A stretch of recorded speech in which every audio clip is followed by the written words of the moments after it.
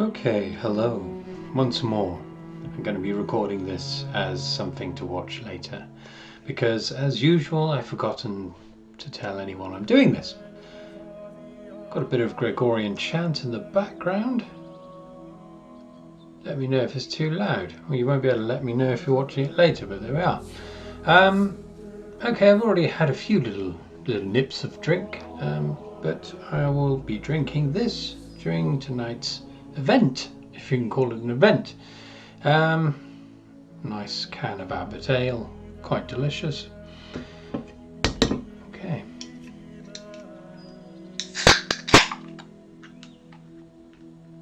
Cheers.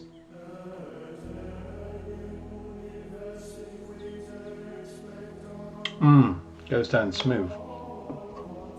Also going to be nibbling on some quavers.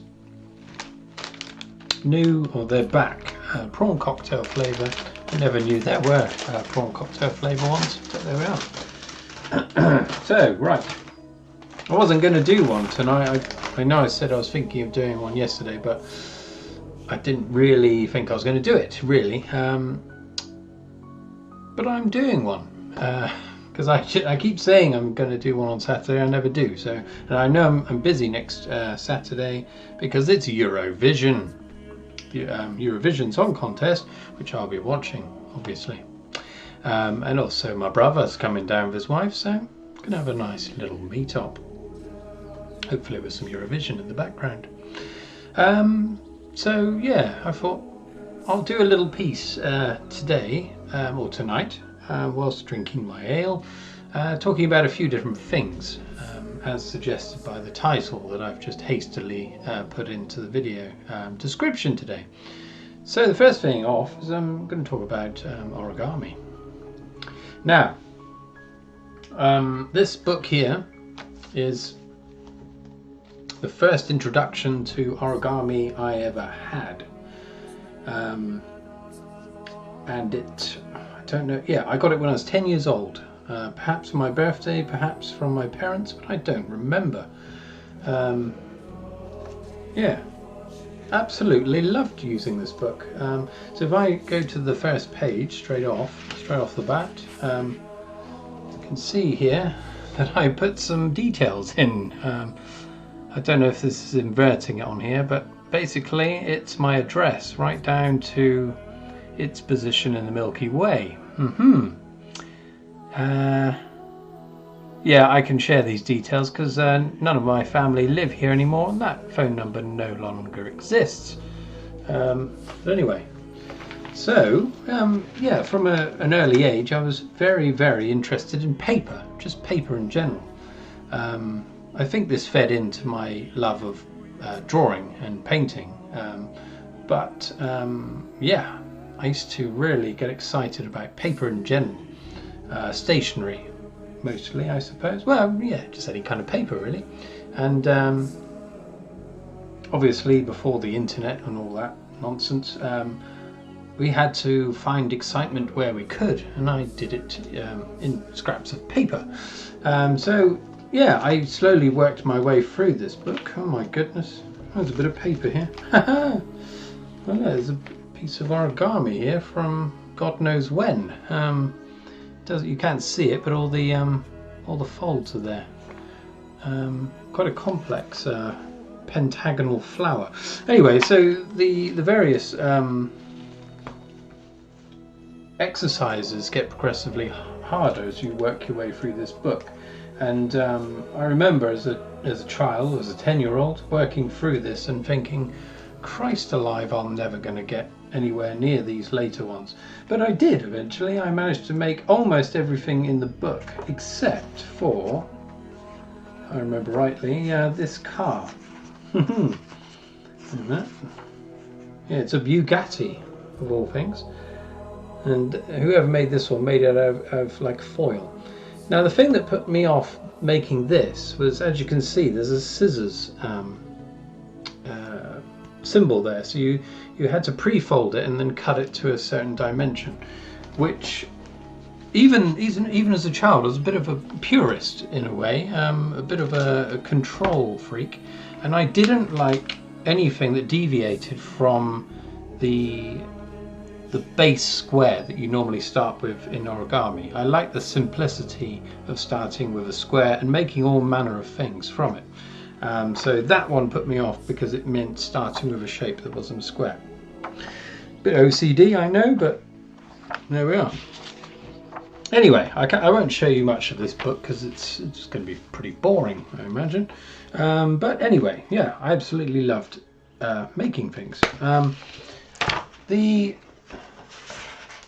thing was, I mean, we didn't have a great deal of money when we were growing up, and so we didn't have access all the time to very nice paper. And so I saw all this lovely glossy craft paper being used in this book, but I tended to be using it from little scraps. I remember making it from like envelopes and things like that that came in the post. And a useful tip from this book was creating squares from any remnant that you might find. It didn't matter what shape it was. If it didn't have straight edges, even you could fashion a square with which to begin a piece of origami. Not bad.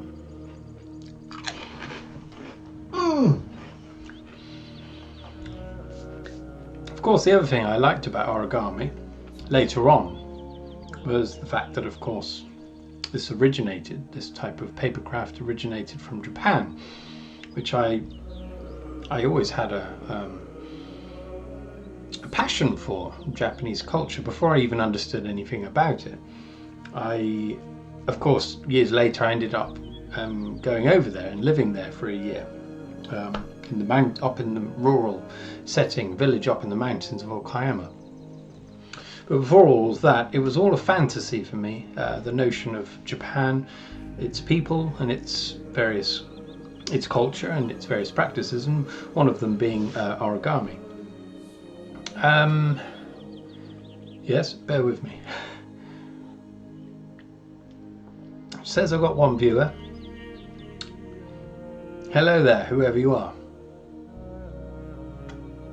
I'm going to have to conduct this as though no one's ever going to join, because else I'll just be sat here doing nothing. So then a bit, I mean, I suppose coinciding with this time of, in fact it was just before actually getting this book on origami, I would just play around with paper, make various things, just make them up. And of course, the first thing you normally make from paper, if you're making something as a child, is a paper aeroplane. I absolutely loved paper aeroplanes, and I eventually worked out lots of different ways to make them, from books as well, but also just playing around with a piece of paper. And I became obsessed with how far a paper aeroplane could fly. But in the early days, I suppose I must have been about 8 or 9, all I was using, or all I was making, was the standard kind of dart-shaped aeroplane that everyone can make. When you think of a paper aeroplane, it's that one, that basic one. But then I still remember vividly, someone threw an paper aeroplane at school, and when it landed, I picked it up, and it was like seeing a piece of alien technology for the first time. It was something I'd never seen before. And I looked at it and it had some very strange folds in it, and I was absolutely blown away by it. And of course, now of course with the internet, blah blah blah, you can look up anything and find out how to make it. But then it was like, Christ, how do you make that?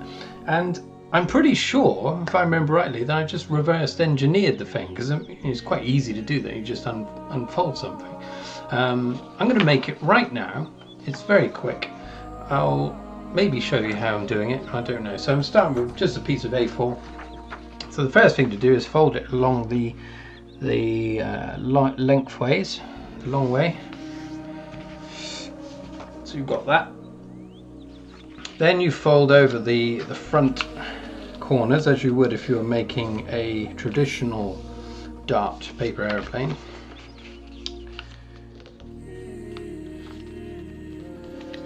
on, you devil. Folding paper isn't as easy as I thought after you've had a few beverages. Anyway, so you've got that, so it's folded over on both sides. You probably know all this one already. Then you open it out, and then the next thing to do is fold this bit down. So there we go. Lovely. It's quite interesting doing this. I haven't done this for a very long time. So then you've got this. Looks a bit like an envelope, I suppose. Pop a little envelope letter in there. Now I've got 0 views, so whoever's watching didn't like this.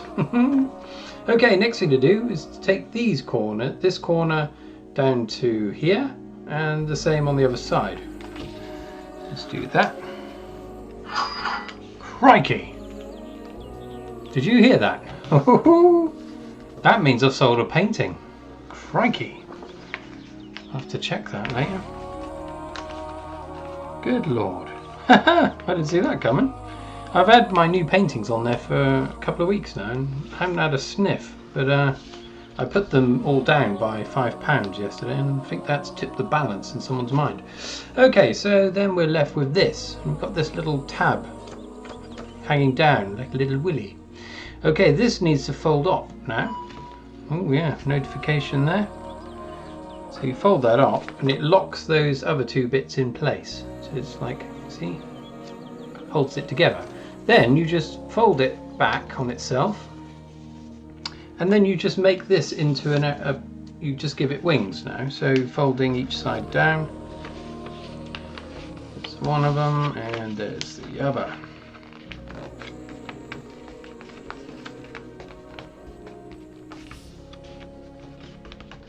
Okay, so then you're left with a shape like this. Look at this. Isn't that a lovely fine shape?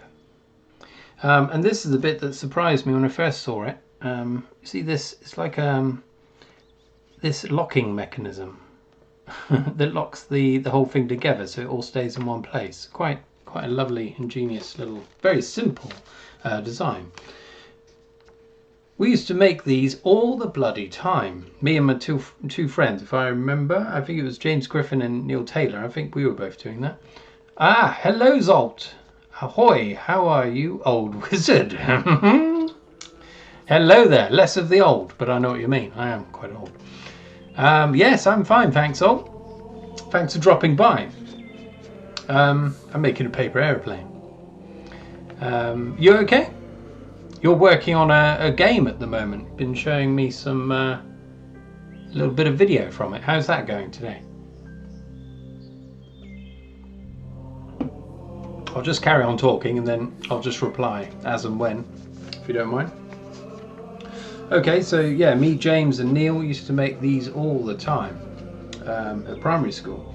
And what we would do, I don't know if they remember this, but we used to make a load of them, a batch of them, and then when it was playtime out in the playground, we would throw these things right up in the air. So just aiming up. Yep, I'm fine, thanks. Good, good. Good to hear, good to hear. And we'd throw them as hard as we could. We were children, we had very puny arms at the time. Still I do have puny arm, but anyway, threw it as hard as we could. And the damn things, they'd get caught by these upper wind drafts above. And these things would fly. Eventually, you know, some of them would just dwindle to a point. But you couldn't believe how amazingly high these things went.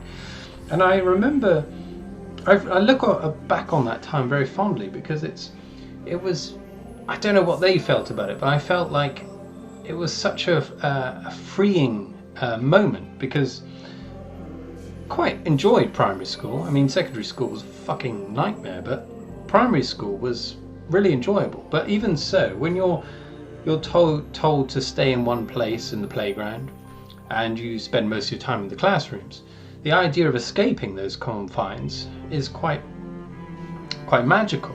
And whilst we weren't able to escape bodily, we were able to escape in these little vehicles that we fashioned. And so, you know, these things were probably carried for miles, the way they went up and dwindled into the distance. yeah, that memory's always stuck with me. And I remember as well, it was 1989, so I was 9 then. We were 9. This was about when it was. We were about 9. I just redrawed everything. From the game. Okay, you've redone it all. It was looking pretty good as it was, but okay. And yeah, we're walking home, and it was during the time when the remnants of that hurricane struck the UK.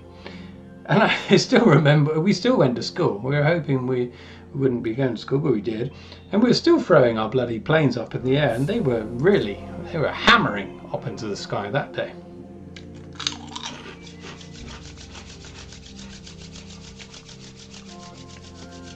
What have you changed then, Zol? You've redrawn it. Have you made it? How? Oh, better. Okay. Larger, perhaps? It looked a bit small, but that might be because I was just seeing it on my my mobile phone screen. The sprite looked a bit small, maybe. Nicely drawn, though.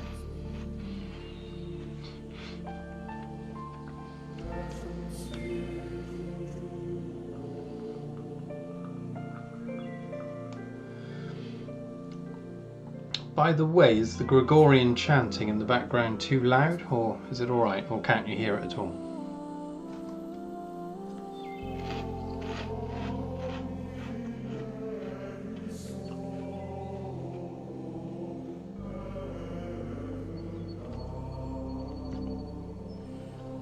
But, well, funnily enough, I mean, now that you're talking, Zolt's talking about the game he's creating, in kind of pixel graphics, now look like an old Commodore 64 game. Lovely. Oh yes, of course, you said that you were going to be doing that. So yeah, making it a more limited palette and larger pixels.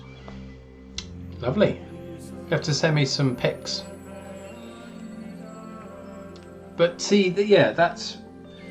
Well, I was going back to the old paper, using paper, because I did that for so many years, all through my life, up until the point where I started getting better at drawing and taking art more seriously. It was all very physical. So making things from paper, all manner of things. The tactile nature of paper and the feeling of pencil, charcoal, pastels on paper, that feeling. It was so, I needed that contact with it. When it came to painting, the distance between, the separation between the surface that you're working on and the bristles and the paint, I found it quite hard because I couldn't feel it in the intimate way I could with, say, using charcoal, you know, smudging it in, things like that, my fingers. That took longer to get to grips with. But what Zolt does with digital art, I would find harder to do. I know you have a kind of tactile relationship with the stylus if you're using a stylus, but I don't know if I could do that. I need to be bodily there to make love to the canvas, as Bob Ross used to say. Yeah, just takes time. How many levels are you going for on this game? So this game, for anyone who's watching, is or watching later perhaps, is a platform game. Last time I saw it was platform spikes, and the main character's a hedgehog.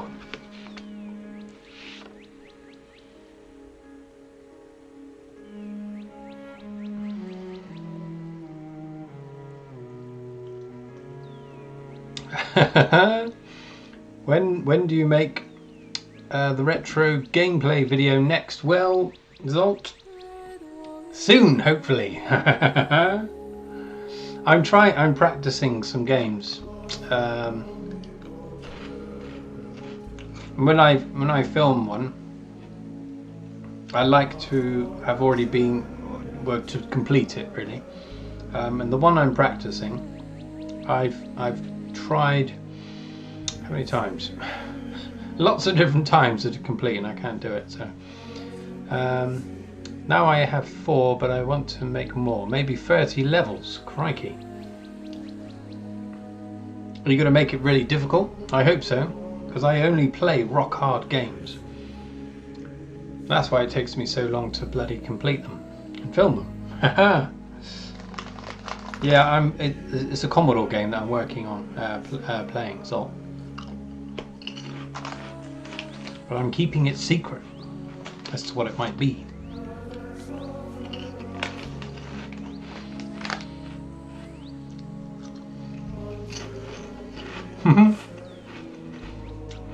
Just like Rodland. That took me many tries, but every time I'm recording it, so I don't know how many times I've failed so far. So next time, if I ever do manage to complete, I'll just chop up all the fails and stick them at the end again. But yeah, there's 100 levels to this game I'm playing, and so far I ain't got that far really.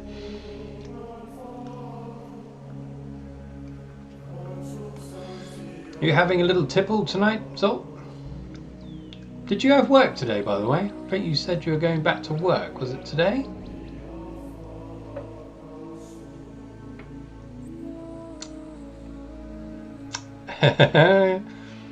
Need to fix your door when you play. Yes, yeah. I do get a little miffed sometimes when playing these games.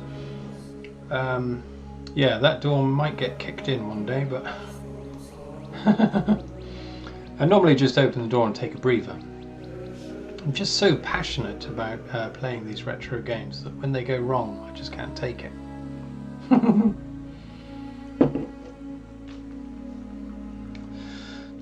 I'd love to fly this plane, but my studio is absolutely tiny. Heads up, Sir Percival. Oh, that's crap. Ah, good. Oh, you did go to work, yeah? Crikey, yeah, you've been off for a long time, haven't you? Because of COVID. Zolt is a chef. I don't think you'll mind me telling you that. And obviously, with the way things are, people have them in a hotel, I believe. Yeah, so yeah, maybe a curtain would be better.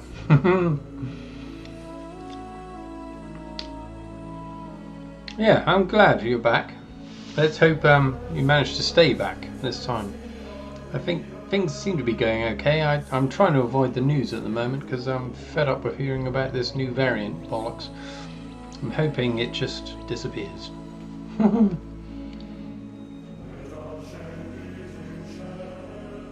mean, that'd be the worst thing ever if after everything we've done to try to, you know, make the numbers go down, it just starts rocketing up again. But, well, what can you do? Have you had the vaccine yet, Zol?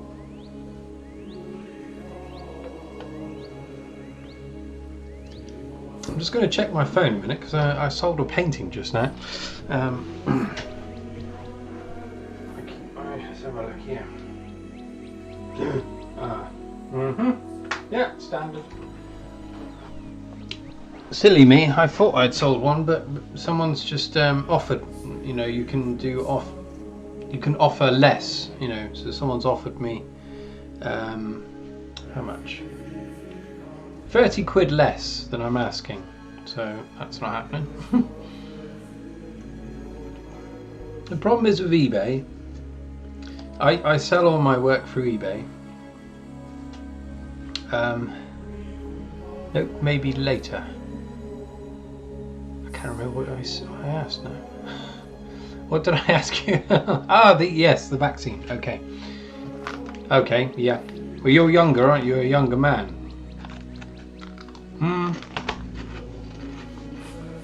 You're still in your 30s, yeah?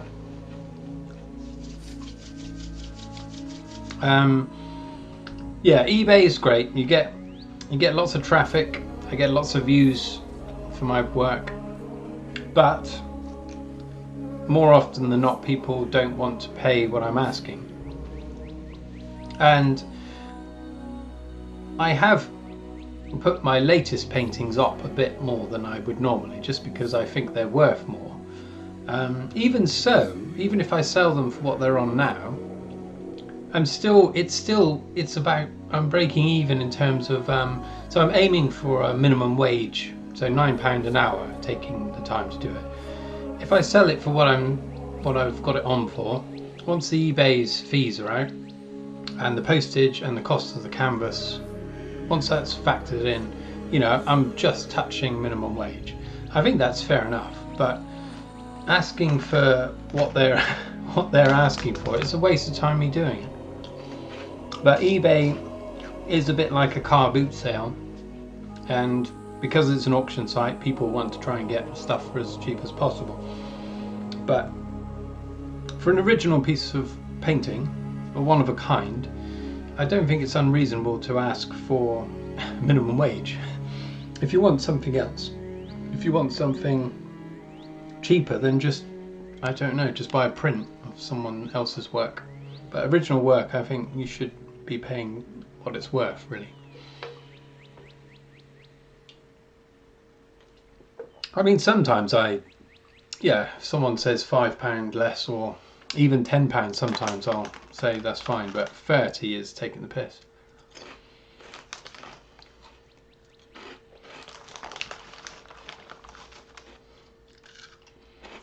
What I need to do, I mean, you know, get a kind of following. That's the ideal scenario. But I don't know how you do that. I mean, I post my paintings on Instagram, and I show them on here when I can, but that doesn't seem to be enough. I don't know how people do it. I've seen people that, you know, their work's okay, but nothing special, mediocre I would call it, and they have thousands of followers, and they sell whatever they, you know, paint. I'm not in that position at all. I'm putting them out there in eBay land and hoping for the best, and invariably I'm selling them for fuck all. What can you do? Anyway, it is just a hobby for me, just a sideline.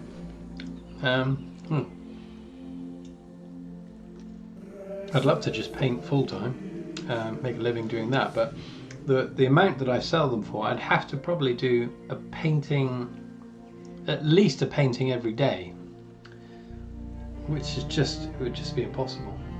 Well, not only do one every day, but have it sell the same day as well. Just not happening.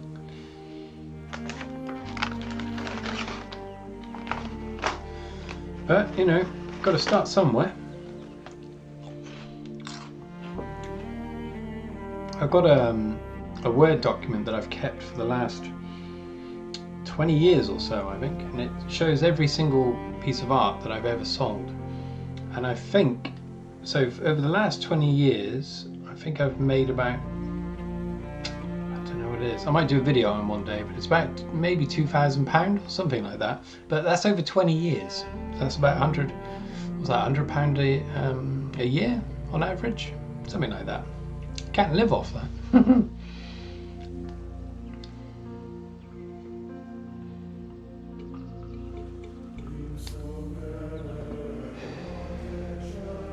It's just me and you, Zolt. Someone else popped in then, and they scarp it again.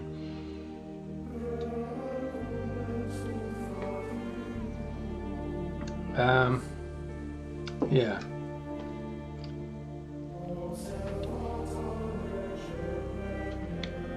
You know, sometimes get this feeling when I start a live stream, it's you know, it's not really gonna go anywhere.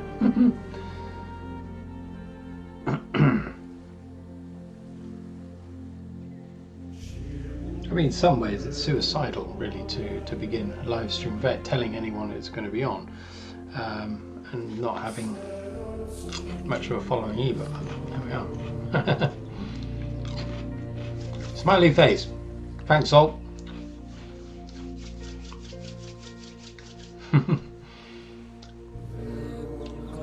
I've got one other thing that I'm going to talk about in a moment. I may do it in a moment. I'll do it in a moment, yes.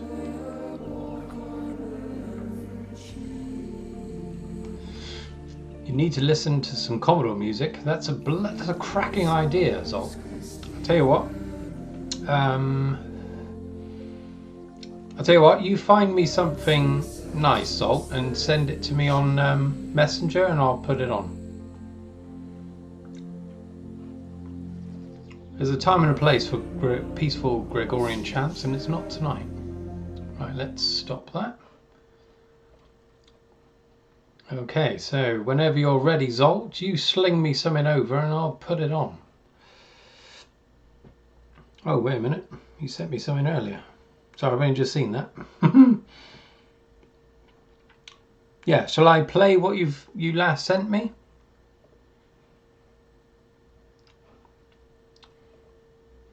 I'll just play that, shall I? Bugger it, I'll play that.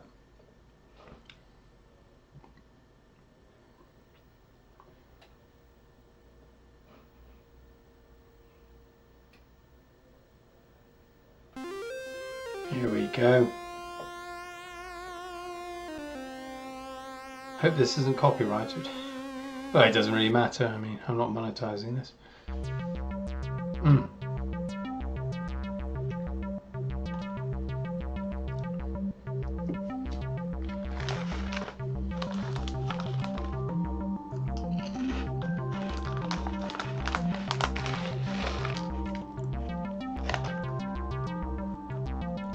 Can you hear it, Tom?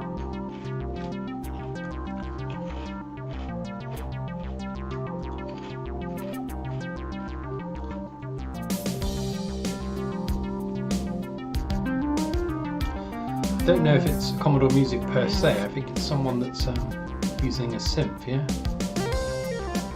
Well, they've got a Commodore there.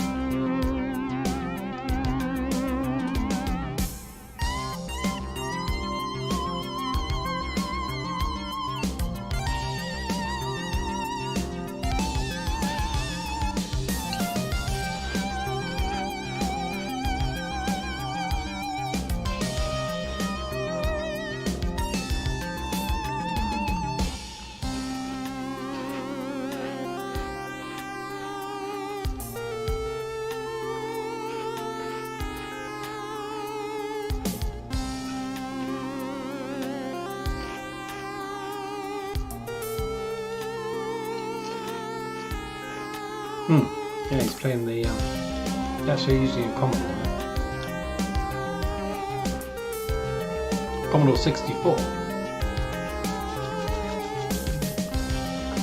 Well, he's got some like dials on the top. He's altering the pitch or something.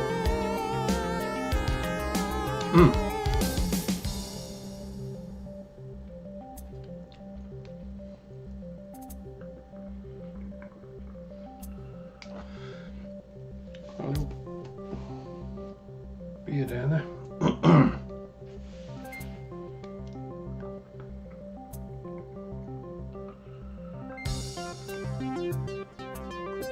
Okay.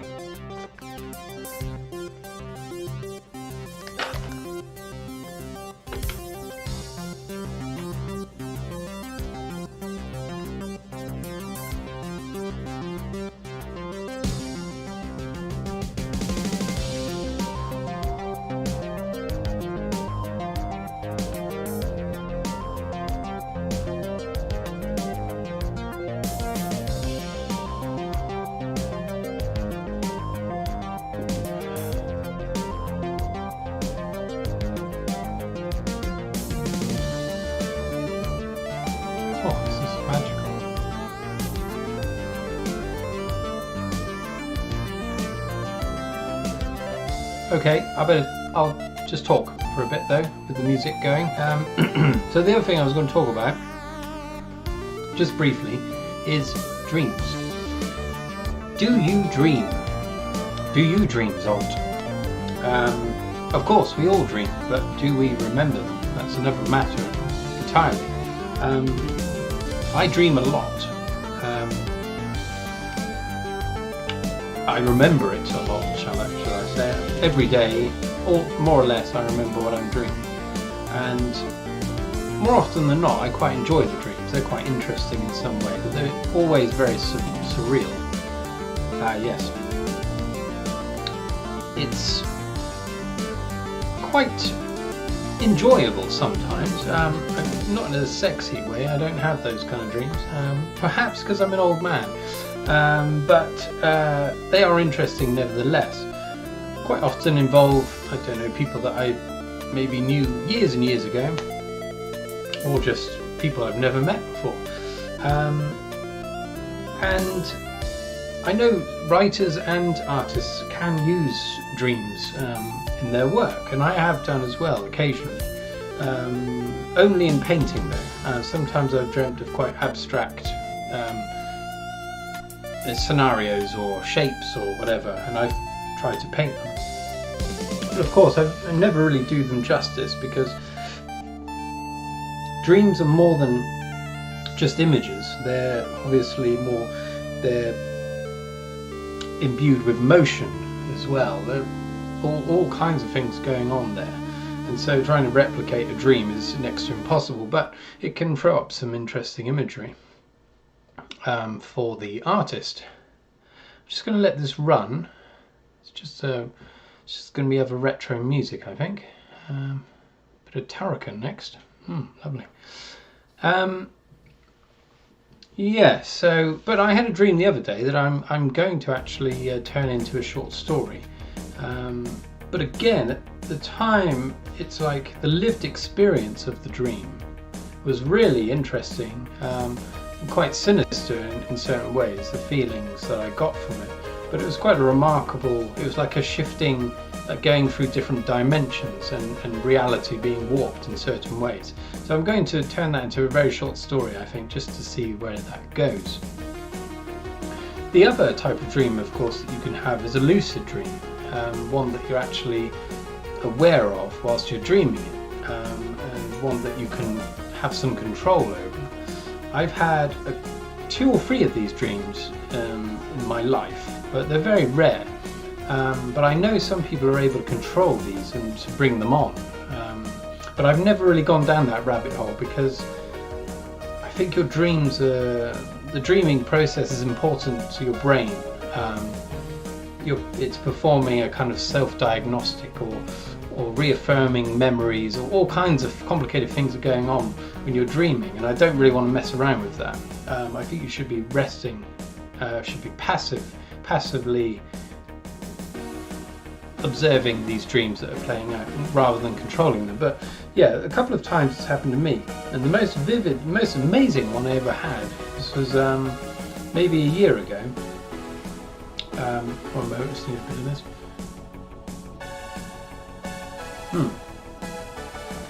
Cracking music is all. And I was in like a strange underground station. But the way out was not through steps, but these big blocks. And I was climbing up these blocks, and I think in my bed, my hand must have rubbed my penis. No, my leg. And I think that linked me then to the dream, and I was in the dream.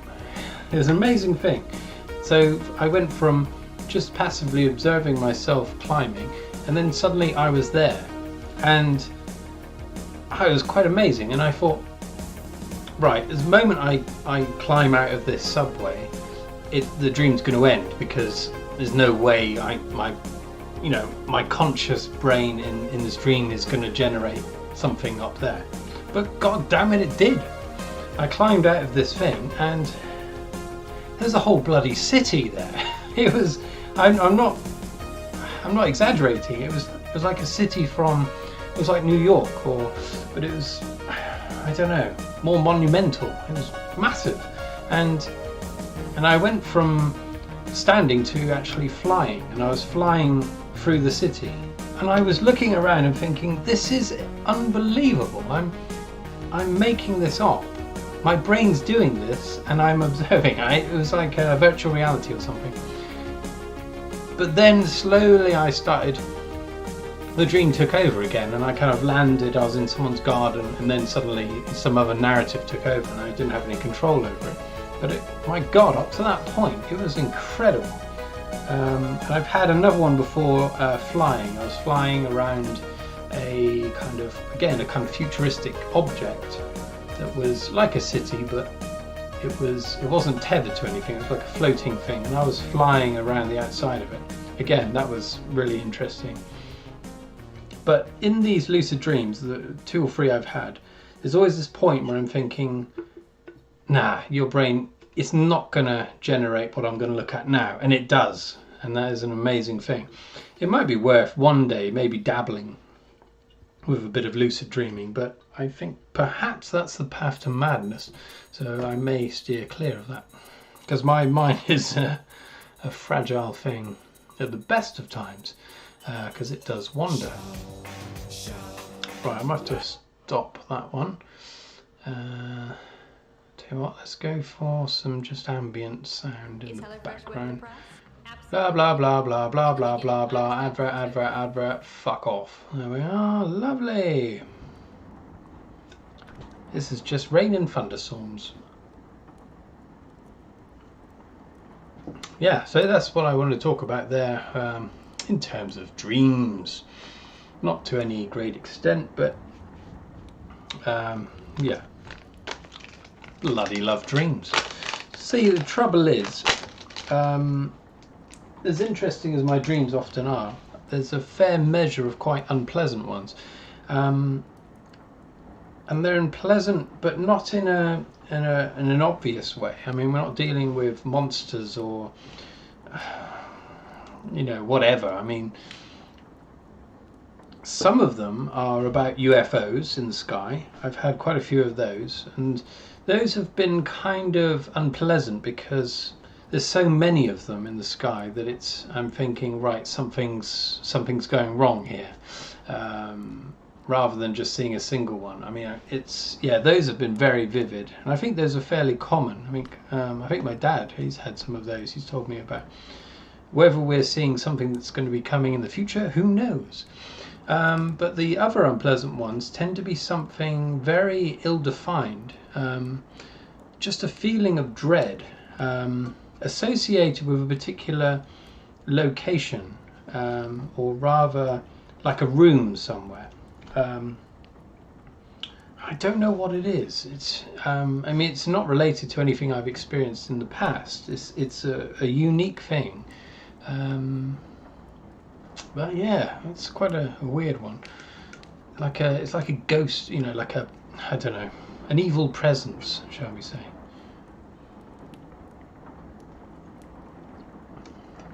I'm going to do another live stream at some point about the paranormal, because have I experienced tiny bit. And I know other people that have, and I've got various stories I could tell, but I might do that at another time.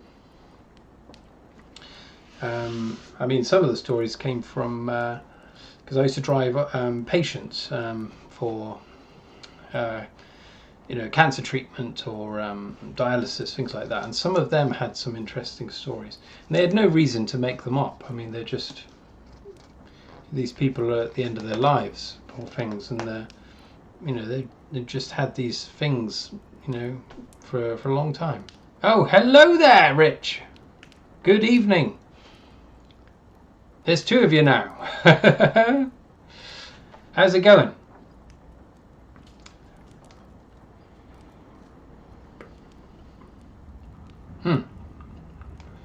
Sometimes dreams can be normal, yet leave you feeling with dread. No, that's true, yeah.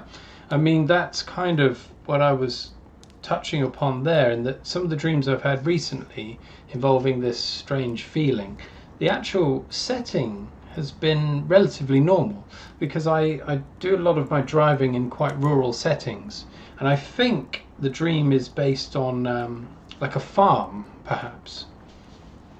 So I might have seen this once. I mean, I drive so many different places.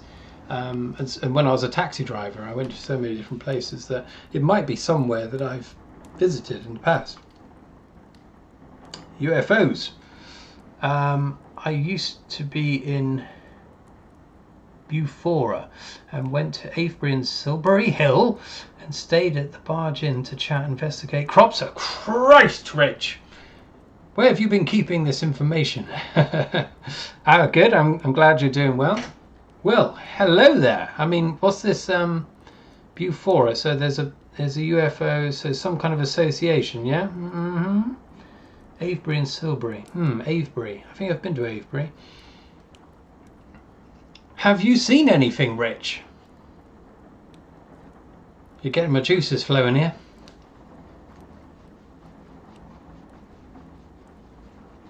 God, I'd love to see.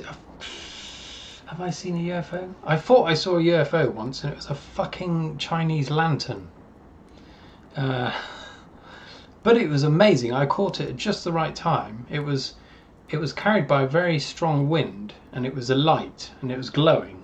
And then the fucking thing went out, but it was still being carried really quickly, and it went past as like a black orb. And I was like, my Christ, it's a UFO. But no, it was a Chinese lantern. I was a bit drunk at the time when I was camping, and I was like, oh my God, that thing went past silently. It didn't make a sound, and obviously it didn't because it was just a piece of paper. But Christ, I would love to see something more magical, if you will. The British UFO Research Associate. My Christ, I didn't even know that it existed. Funnily enough, just wrote, well, I said in the last one, second short story I wrote is about UFO hunters. Because yeah, I've always loved the idea of UFOs, but I'll tell you about that in a moment. Nope, never seen anything like a spaceship. They've seen stuff in the sky, but can be explained. Yes, that's the thing. I think we always. I think most people are skeptical of what they see. I mean, there's so many things up in the sky now anyway, isn't there? Satellites and the space station and all manner of phenomena. But yeah, I mean, it would have to be parked. It'd have to actually land right next to me for me to fully consider it a genuine sighting. But yeah, I do have I've always had an interest in it, and I spend a significant amount of time most days watching UFO footage on various YouTube sites, and I watch it in two different minds. Part of me is quite skeptical, and some of the more fanciful explanations of some of these sightings, I just totally disregard. But the other side is, some of these things are quite strange. Enjoy talking to people about the paranormal, and figured crop circles appearing would mean I'd see stuff. Well, yeah, that's true.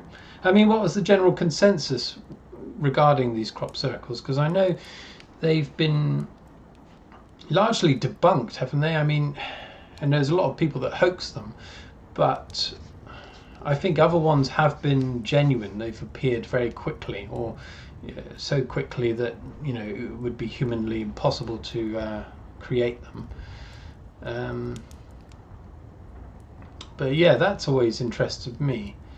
But as soon as I found out that I think I even saw a documentary about them making them. It kind of ruined the magic of them. But as I would love to see something either proof or unexplainable. Yeah, it's yeah, I mean, you're similar to me, I think, Rich, in that you read a lot of science fiction, especially, and I read horror as well, and fantasy, all kinds of things, but I'm always looking for something more, and I think that's something that UFO enthusiasts, shall we say, they're of similar ilk. They're looking for something more than what we've got here. Well, General consensus at the time was some were fake, some were genuine. Only a few hours light in midsummer, yet they appeared. Well, there we are. Yeah, yeah. But yeah, I can believe this. It's something that's so odd, and some of the designs are so strange, aren't they? I know some of them are quite obviously geometrical shapes and things like that, but some of them are very, very strange and abstract. Also, stalks are broken in some, yet others they're bent with some sort of heat applied, and they're layered. So to me, they're real and not made with planks. Yeah, that's what I saw in this. Whatever I saw, yeah, they were using it's like a plank with a like they're placing it down like this. But yeah, that would that would have obviously crushed the stalks. Yeah. Wow. Yeah, that's interesting. Do you belong to anything else, Rich, at the moment, or do you follow anything online? Because I look at various ones. Designs are intricate. Even drawing on paper would be quite a feat. Yeah, exactly. And yeah, they're so precise, aren't they? I saw a nice image of one. It was like a fractal, a perfect fractal, and so ever diminishing, but perfectly arranged. I mean, that would be an absolute nightmare to fake, surely. But it's just out of the blue this was, and I suppose I got back into a few weeks ago. I got back into looking at these UFO conspiracy YouTube channels, things like that, where they really go into they go over the top occasionally, and that's when I started writing my short story.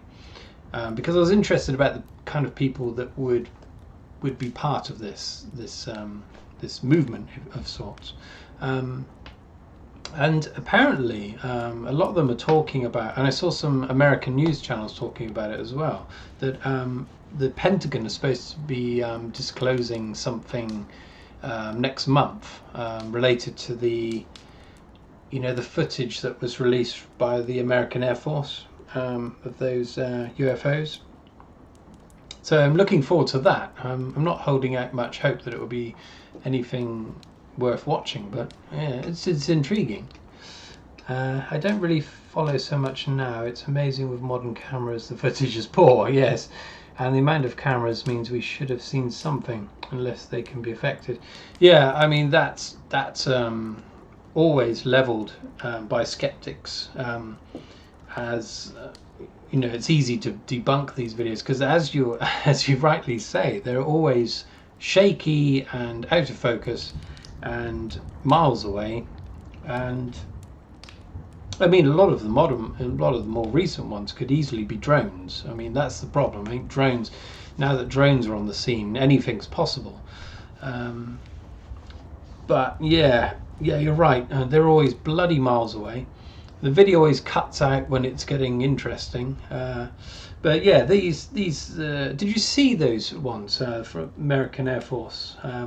They were tracking these UFOs, and it had a weird, when they went to infrared, it had this weird kind of shape, like a spire. It looked actually a bit like the sun from Inverted World, and it was just they were just tracking it. It was in like a spiral formation.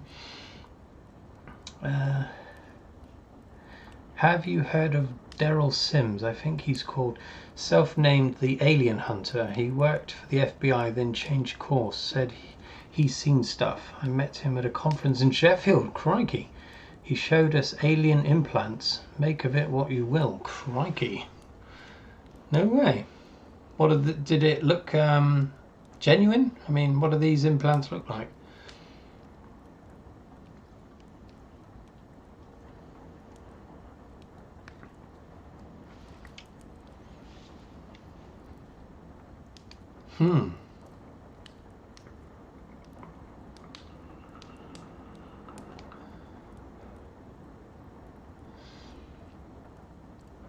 My dad saw something once actually on a nighttime ride, a bicycle ride through country lanes, and something went across a human-shaped figure went across his path.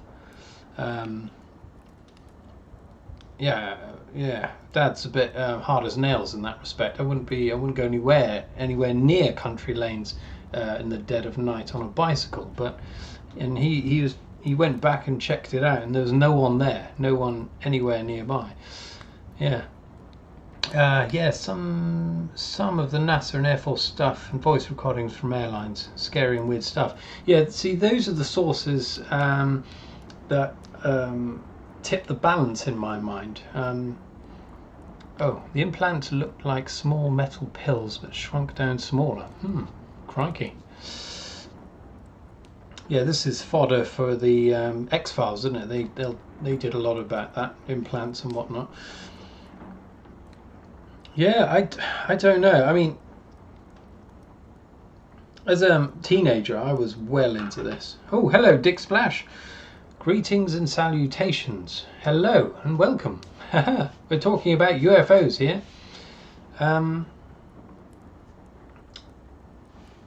It's a funny thing, really. So from a teenager, I was really into it. I mean, there was in the time when people bought magazines, I used to buy this magazine. I think I subscribed to it. It was like a UFO or a paranormal magazine. I absolutely loved it. I was well into it. But then that alien autopsy video came out, and it was proved to be fake and all of that. But I remember we debated that video in school in an English class. That was quite interesting, and I was well into it. I was like, that shit's real, man. But no. But then I ploughed that focus then into reading and art and whatever. But it's always stayed with me, that hope that there is something.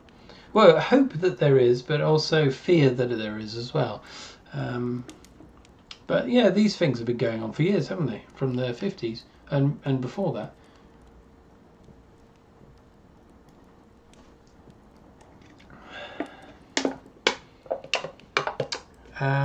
Isn't it UAPs now? Oh, I don't know. UAPs. Oh, I don't know. Is this a joke, Dick Splash? I don't know. X Factor, only magazine that comes to mind. I don't think it was called X Factor. I think it might have been called Paranormal Times or something like that. Oh, I don't know. Only vaguely remember it. Yeah. Yeah, not sure about that. I'm just going to get another beer a moment.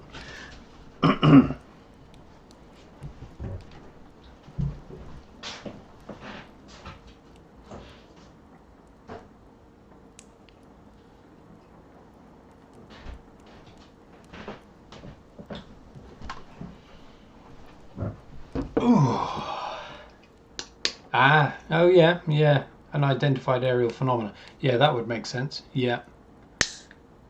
Unidentified. That's it. That's the one. Yeah.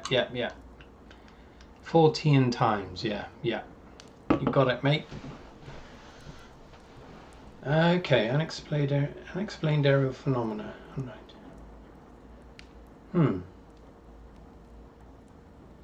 I suppose, yeah, they're very similar, aren't they, in terms of what they mean.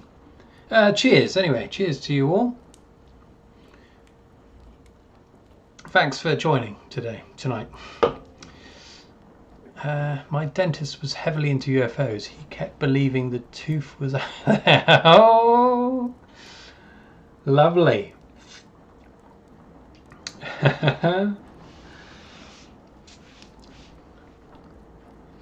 Bloody dentist. I tell you what, I haven't seen a dentist in 7 years. Remember the old American sci-fi when they took over your TV?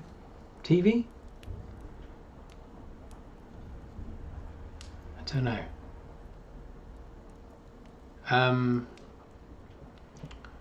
Yeah, and I can't get a dentist now for love nor money, and I've got 2 teeth that are totally cracked in half with gaping holes in them. So I'm expecting an early death through sepsis or something, but fuck all I can do. Sorry, that will be my only joke. It was a cracker though. I'm terrible at jokes, I really am. Yeah, what sci-fi was that then, Dick Splash? I remember I used to watch Lost in Space, and what was the other one? There was one called, was it The Invaders or something? That was about some alien thing taking over us. TV, yeah. I don't know that one. Took over your TV. No, what was that one? Oh, I just love science fiction films. But, I mean, I'll aim this at whoever's listening now. I mean, what's the best science fiction film you've ever seen? Because as much as I love science fiction films, I don't think there's many that have really blown me away. I mean, there's certain ones I love, like the original Alien. I liked Solaris. I really liked that. Oh, and oh, Christ, my memory's shit. Black and White. Yes, I think I know. I think I know what you mean. That's the one I can't remember. Ah, The Outer Limits. Okay.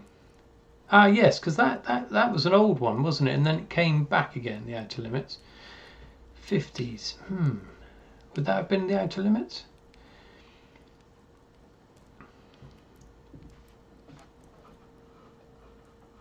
Edge of Tomorrow. Ah, okay, Edge of Tomorrow. That's that was the Tom Cruise one, yeah.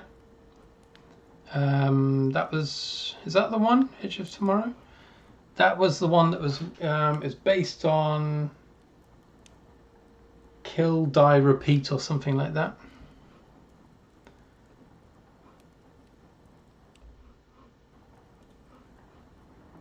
Live, Die, Repeat, maybe. Yeah, that was good. I like the concept on that one. Ah, so yeah, it was The Outer Limits. Okay. Yeah, because The Outer Limits came back, didn't it, in the 90s, I think. Yeah, really liked that, actually. We now have control of your TV set. Yes. That's how they began it, yeah. Yeah, I remember because they definitely rebooted it in the 90s, and one of the stories I later found out was based on the Greg Bear story, Blood Music. And it was about a scientist that injected himself with these nanobots and to cure himself of cancer, I think it was, on the Outer Limits. And then he became really good, and he didn't need to wear glasses anymore, but his body kept adapting himself to the point where he was growing him gills and all kinds of shit. They changed the name for the Americans. Okay, right. Oh, that makes sense. Day of the Triffids. Bloody love that. Love the book. Yeah. Was it John Wyndham? John Wyndham? Was it? I can't remember. Yeah. I reviewed the bloody book on my channel. I've already forgotten his name. John Wyndham, I think. Loved the book. They've made a few different things, haven't they? They made a film in the 60s, and they made another one maybe in the 80s, and they tried to make a series in the early 2000s, and that looked crap. Although the later series is actually more in keeping with the book, if I remember rightly. Trying to think of my favourite sci-fi film. It'll be psychological and with time travel. Yeah. Okay. Yeah. 12 Monkeys. Did you like that? There's another. I'm terrible at remembering titles of things.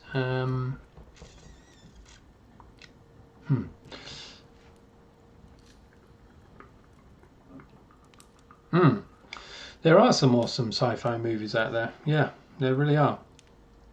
The thing I don't like is when they, it's going for action. That's and using science fiction as a pretext to do whatever the hell they like, and have a romantic narrative alongside an alien invasion, that kind of shit. I'm not interested in that whatsoever. Unfortunately, the more imaginative and the more interesting science fiction stories that could be films, they wouldn't make. There always has to be some, I don't know, some human drama playing out there and behind it. What's that one? Interstellar. Did either of you like that?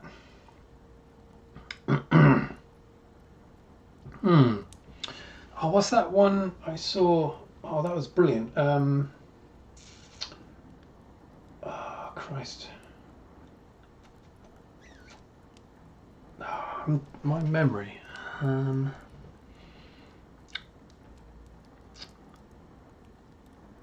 Bastard.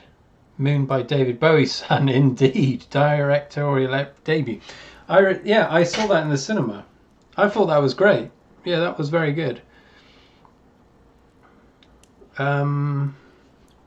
Yeah, it was about clones, wasn't it? He was a clone.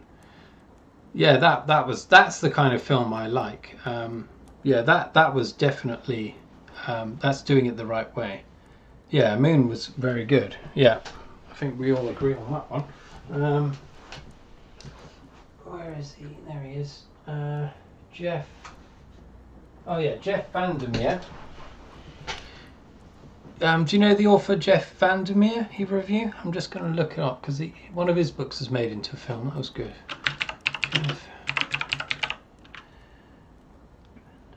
There it is. Right, Annihilation. Have either of you seen Annihilation? Jeff Vandermeer book. I think it's a trilogy. The film, I think, is based on just the first book. I think. Duncan Jones. Oh yeah. Zoe Bowie. That's right. I wonder why he changed his name. Yeah, I mean, they must have been off their tits that day when they called him that. Poor chap.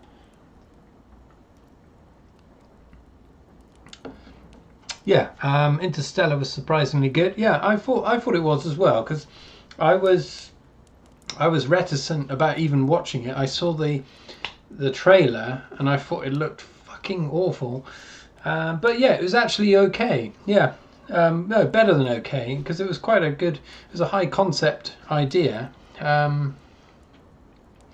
Yeah, about the time dilation and all that because of the gravity. That was interesting. And I actually felt quite, that moment when he sees his daughter as an old woman. That really touched me. I was quite moved by that. Yes, head of Jeff Vandermeer, but cannot remember anything he's read. Not heard of that. Annihilation. Okay, so Annihilation is very similar to I don't know if you've ever heard of Roadside Picnic, but it's basically, so Earth has been visited by some alien thing, and it's created a kind of area on the planet that's altered physics in that area, and it's about sending scientists in there to find out what's going on. Crikey, sorry. But yeah, Annihilation, I thought it was just a rip-off of the Roadside Picnic thing, but it was far more than that. It was really, really interesting. I would very highly recommend watching that. I think the reason it didn't do well in cinemas was because it is, it's not fucking crash bang wallop science fiction for the masses. It's actually really cerebral stuff going on. Yeah, I'd definitely recommend that one. Heard written. Yeah. Indeed. Yeah, no, it's yeah. I would, yeah, I'd get on that if I were you. I think I watched the trailer of that and it didn't really do it justice, but yeah, it's really good. I'm going to watch it again soon actually because I finished watching it. I thought, Christ, that is amazing. And I know it was based on a trilogy. I don't know whether they've got all three books into that one film because I couldn't really see where it was going to go afterwards. But it stands alone. I think it was really, really, really interesting.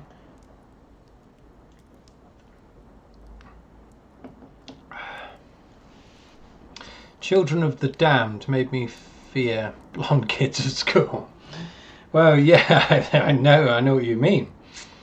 That's based on another John Wyndham book. What is it? Midwich Cuckoos, where a village. So in the original book, a village in the English countryside somewhere.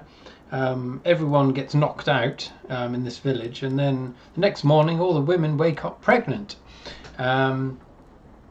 And then they all give birth to these golden-haired, golden-eyeballed children that can read minds. Yeah, I'm not sure if I've ever seen any of the films, but yeah, I think I've seen clips of those weird-looking kids. Fucking yeah, but I think we have an irrational fear of children, don't we? If they exhibit adult things. Primer. I was going to say that, but I couldn't remember what it was called. Yes. Yeah. Yeah, that was a really clever use of time travel, wasn't it? Often the problem with time travel used in film is it's used in a really heavy-handed way. I mean, Back to the Future is an amazing film, but there's all manner of problems with it. But Primer was really accurate, wasn't it? Really clever. I haven't seen that for more than 10 years. I'd have to watch that again. 10 years? Yeah, about 10 years. John, have you read The Gunslinger by Stephen King? Yeah. Well, I've read The Gunslinger and the second one of the Dark Tower books, but there's about 7, I think, isn't there?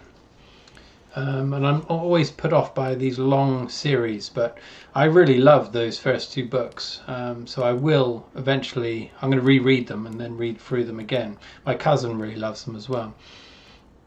But the first one, the original, was interesting, wasn't it? Because, Christ, sorry, you could tell that Stephen King was kind of making up as he went along, because there was lots of references to like a blending of like the medieval with the kind of lost technology, high technology kind of thing, which didn't appear in the second book, if I remember rightly. But that's one of the things I quite like about Stephen King's actual writing, is that I think he largely just makes things up as he goes along. It's far more interesting that way. But when you're doing a long, The Dark Tower, that's right. Oh God, that film, what a crap fest. I've never watched it because I heard it was awful. I don't want to watch it, to be honest. He included himself in the books. What, Stephen King himself?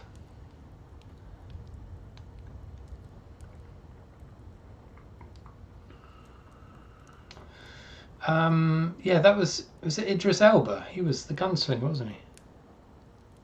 Great storytelling, but the film didn't do it. Yeah, no. I just had a feeling the film was going to be crap. I mean, I love Idris Elba as an actor, and from the trailer I thought it could be okay, but I heard really bad things, and I just thought, nah, I don't want to touch it now.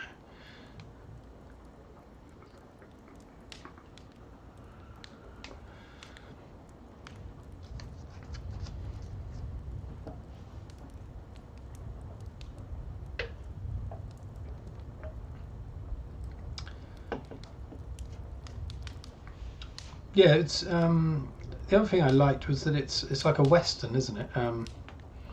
It's a fantasy western scenario almost with the gunslingers. Yes, and his accident. And his accident. Is this about the film or Stephen King? Sorry.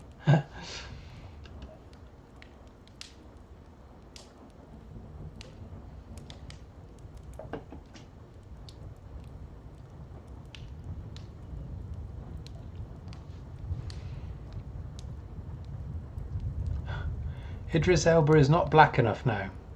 I don't know what you mean.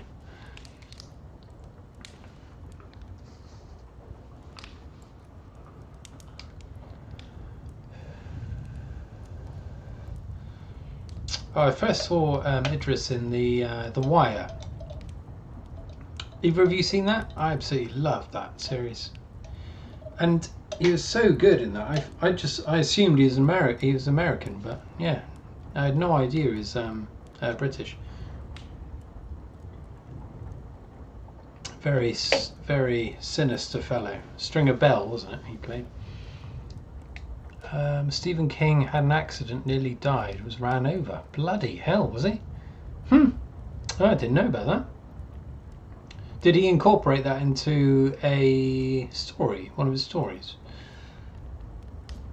Wait a second. Was that in the first Gunslinger? Or the second one? Because I remember it was a child that was knocked over by a car. And there's also Pet Cemetery where the child's killed by a lorry. Being castigated for not having black friends or eating West Indian food in the series Lucy. Oh yes, yeah, I know what you mean. Yeah, I've heard that. Yeah. The Wire is amazing. Yes, indeed. Yeah, it was so realistic. It appeared realistic. The thing I liked about it, especially the first series of The Wire, was that it was very hard to understand what the police and the gangsters were saying, because they both had their own kind of language. So the police were using all their abbreviations and slang for stuff, and then the gangsters were obviously using really quite slang heavy whatever they were talking about. And yeah, I liked that. You didn't really know. You could infer what was going on, but didn't really always know. The second one, yeah.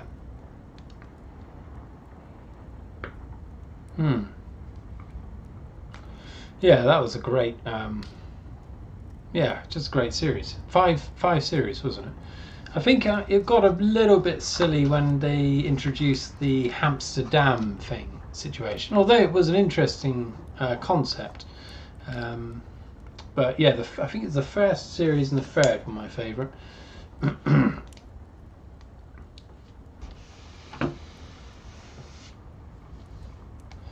Thanks both of you for dropping by the way, because I was, my old mate Zolt was around, but yeah, I was dying a slow death. Yeah, I had certain things to talk about, but you can't beat just natural input, really. I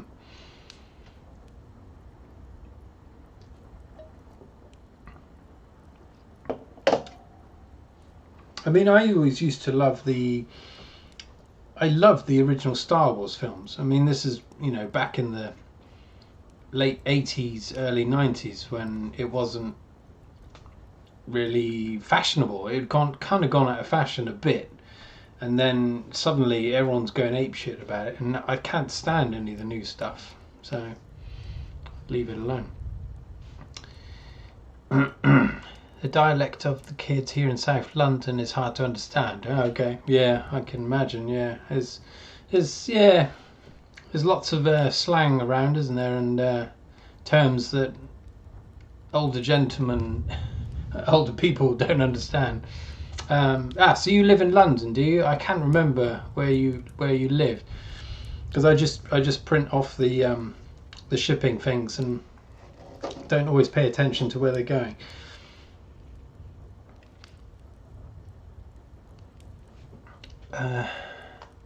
It's to have a sounding board. Yeah, try talking about retro games with no one watching. Yeah, well, I know what you mean there. Yeah, I try to just I set out to just talk as though I'm doing one of my videos, and then if someone happens along, that's really nice. So what I did on Friday was like that, because I had a set thing that I was going to go through, and then I didn't expect anyone to join, and then that was quite nice. Whereas tonight I had a very tenuous idea of what I was going to talk about. So I started out with origami, then paper airplanes, and then went on to dreams of all fucking things. But I just thought I was really tired earlier. I thought, oh, I should do, because I keep saying I'm going to do it, and then I thought, right, I had these few things. I just talked about them. Was Star Wars based on a true story? Maybe. Star Wars is Peng. Ah, there you go. See, Rich is up on the old lingo. I have heard of Peng, but I've never used it up until now. Brixton. Okay. Funnily enough, my girlfriend, or my partner, I don't think you can call your partner your girlfriend when you're in your 40s, can you? I don't know. But anyway, she's from Brixham, and I'm a bit, I don't know if I'm dyslexic or whatever, but I get things mixed up as they're very similar. But she's from Brixham, which is a fishing town on the South Devon coast.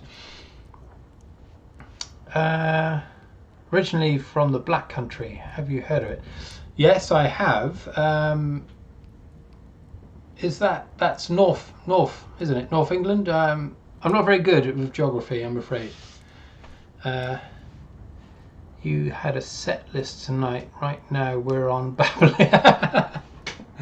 Exactly, Rich. Yes. We've moved. I mean, the babbling crap covers the multitude of sins.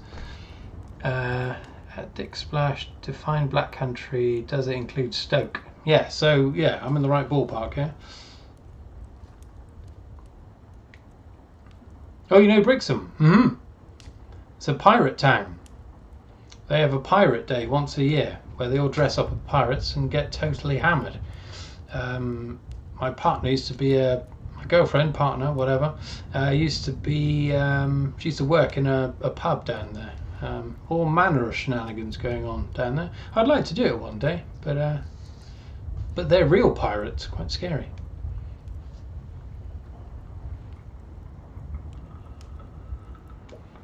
Furthest north actually I've ever been is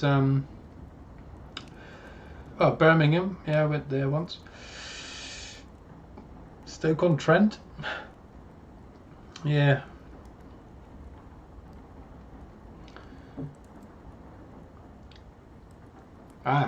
No, Stoke is the Pottery, Staffordshire. Yeah, okay. I've been to Stoke as well.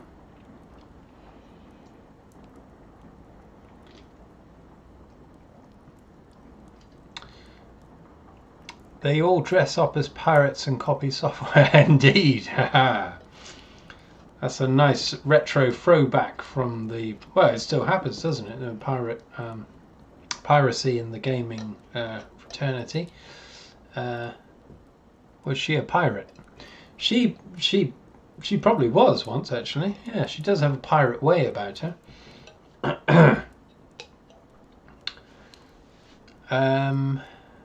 Attic Splash, how cool. I was born in Stoke, so never had it defined for me. Okay, yeah, thanks. Yeah, yeah.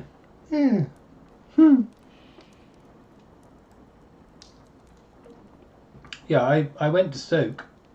Or Stoke-on-Trent? Is that the same as Stoke? I don't know.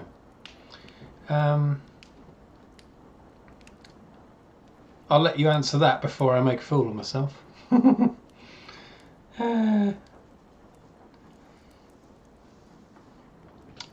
I've been around this world like a rash and round the block a few times. Have you indeed? What is your background, Dick Splash? Are you,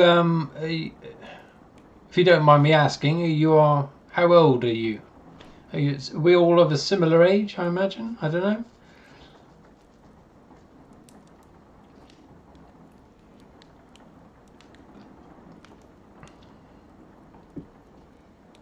Wedgwood was from Stoke, I think.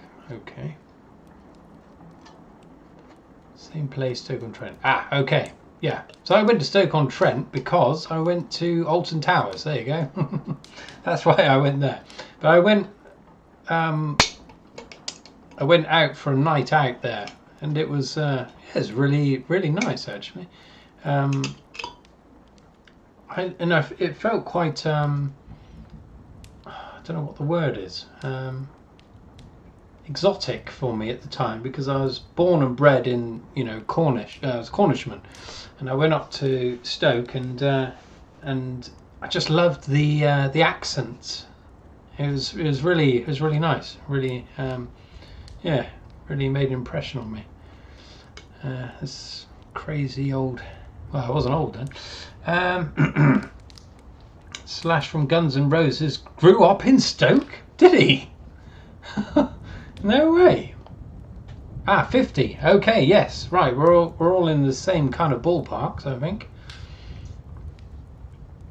I feel as though we're kindred spirits.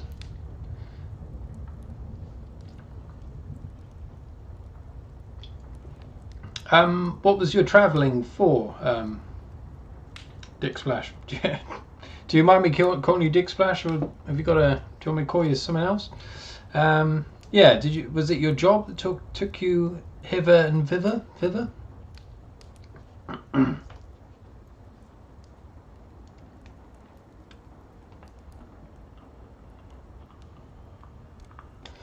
got messages coming on my screen that aren't on the other one.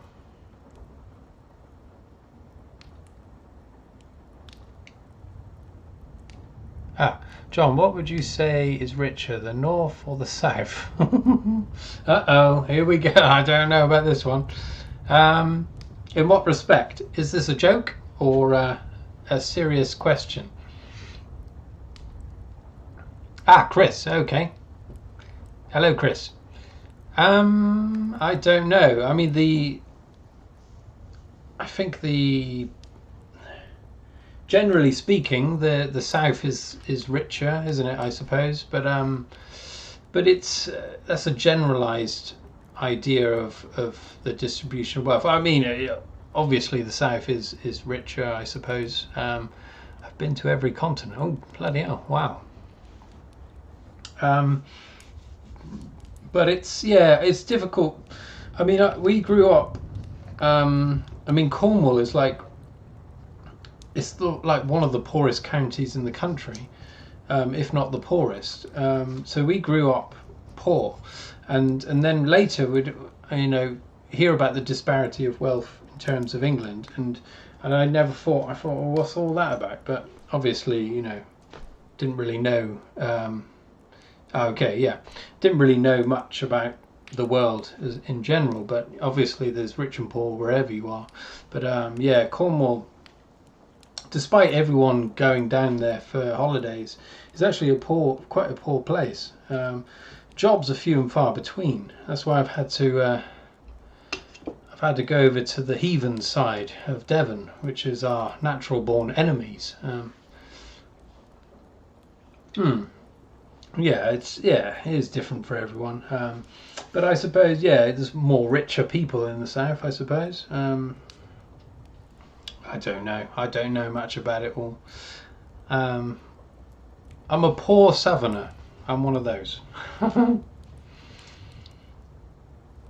don't know. It's probably my own making, I suppose. But I don't know. This is an interesting thing that I think about quite often. I think when you're from like a poor working class background, I never aspired to anything great, because I grew up happy and content with living within the means of not very much. And so I never ever. You can go two ways. You can either go, right, I don't want this shit, and I want to make loads of money, or you can just be happy with what you got. And I've always gone down that other route of just being content with less. So I've always just had minimum wage jobs. Never pursued a career as such. other than the pursuit of my own artistic endeavours. But there we are.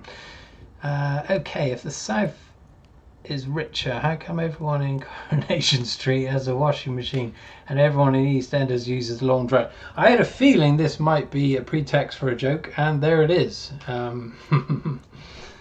Unless it's a serious reflection, but yeah, I don't know really.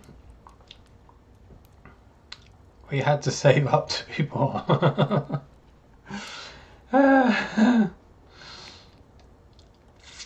Yeah, similar situation perhaps. I don't know. It's it's a strange thing. Although when I was growing up, I'm trying to think. There weren't many of my peers that were in this similar situation. I thought we were all in the same boat. And I think when you're in a school and you're wearing uniforms and you all look the same, it's easy to believe that, but it wasn't the case.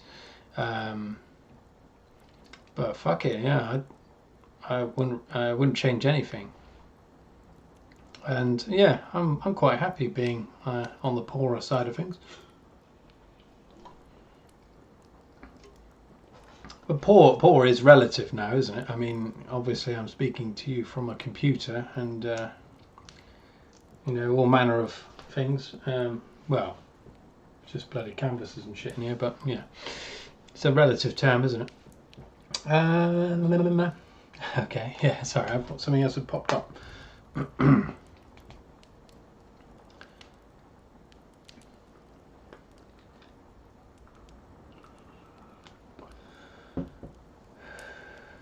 But yeah, I don't know. Aspiration, isn't it? I don't know. Yeah, I still, I hope one day to be successful in whatever I'm writing or whatever. But it's not the be all and end all. I'm a glorified painter and decorator. I work for an interior design company and I love to travel. Okay, lovely. Yeah, so the travel is something you're doing outside of work in a way.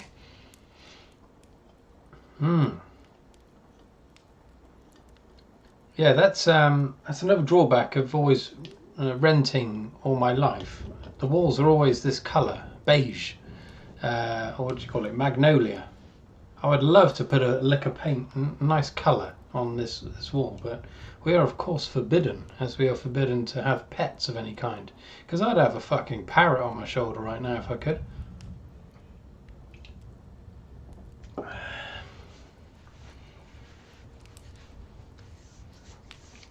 Nothing wrong with you, mate. Okay, good. Thank you.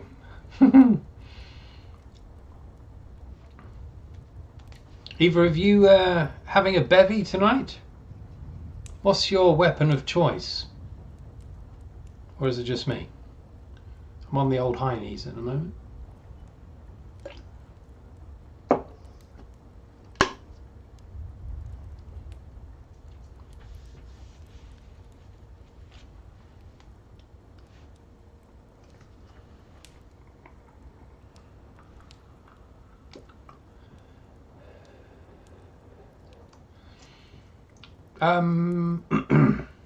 Plus I'm Irish and we are the most travelled race in the world. Indeed. I've always wanted to go to Ireland actually. Because I think, isn't there some kind of, because I'm Cornish, isn't there some kind of spiritual synergy between the Cornish and the Irish, or am I just fucking making that up? I don't know. During my career I've been to a lot of places, not quite all continents, but quite a few places. Weapon of choice, any real ale, indeed. I love bourbon sour mash, indeed. Oh, I do like a bit of bourbon or whiskey. Used to be lager top. What is lager top? I've heard that, but I don't know what it is. Is that some amalgamation? Do you know why alcohol was invented? I can feel a joke coming on here. No?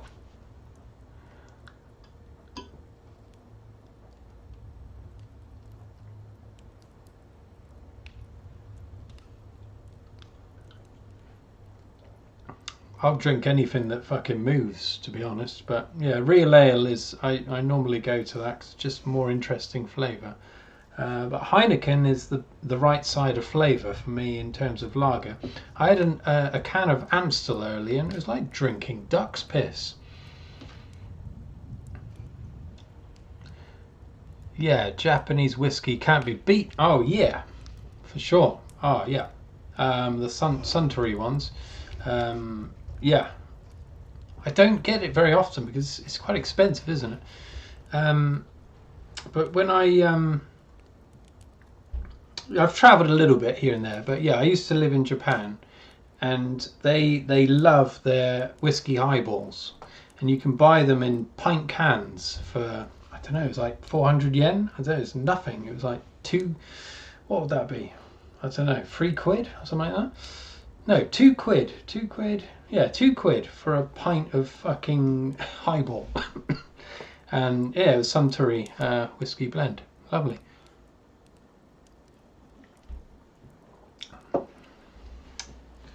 It's crap. Foster's or Laurenbrau with a top of lemonade before alcohol pops are invented. Ah, okay.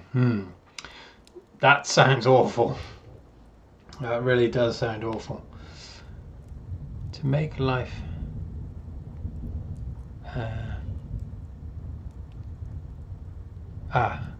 right, this is an answer. To make life easier if in moderation. Yes, well that would be my answer there as well.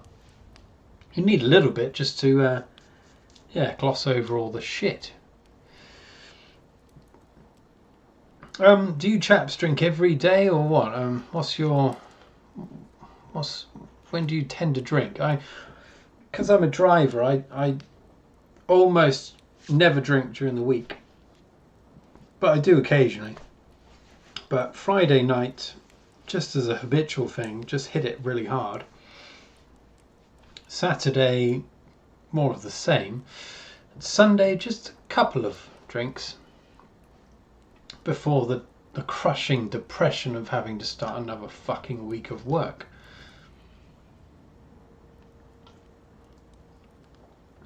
I'm really sorry, I'm just going to have to nip to the little girl's room.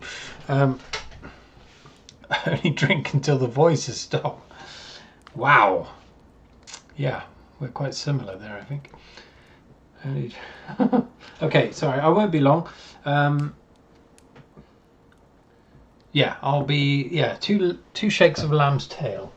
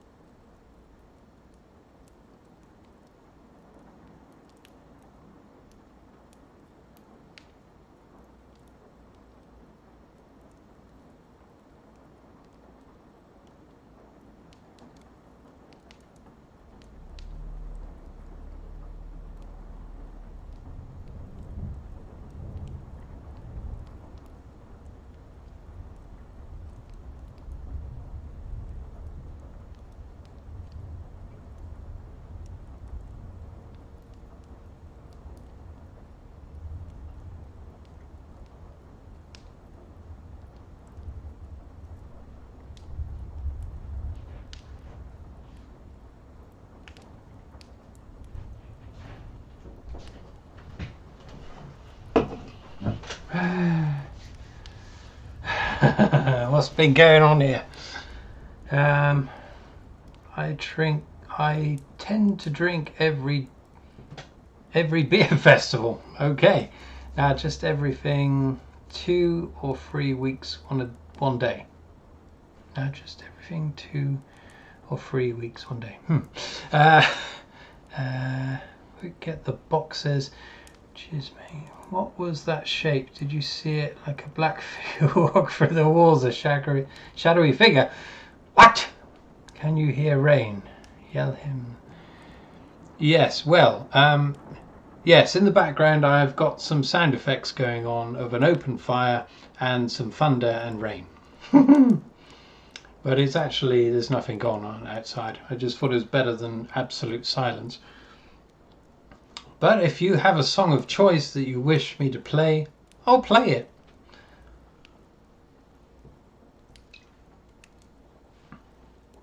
Oh, yeah, it's like an ambient soundscape thing.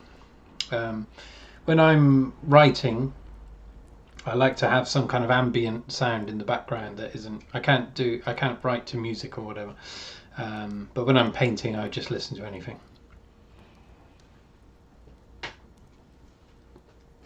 Right, that's gone. Time for another one. Right, this is my last one. So yeah, I'll just go until this one's gone, or until either of you wish to go. So don't worry if you want to go.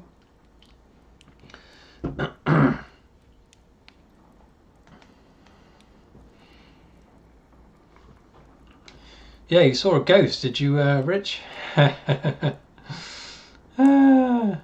Okay, Guns N' Roses, Out to Get Me, my favourite band. Right, okay, I'm going to play that right now.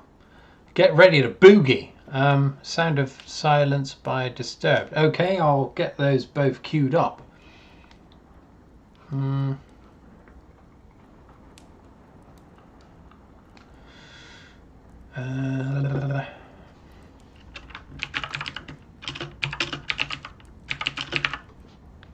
Okay, Out to Get Me. Out to Get Me is coming on first. Let me know if you want it a bit louder.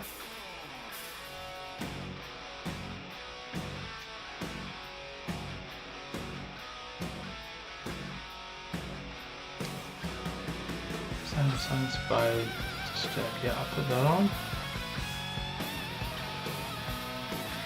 Okay, sweet. Yeah, I should be right for copyright then. I'll tell you what, I just put music on willy-nilly. I don't give a shit anymore. I've only had one where they just cut the whole thing out.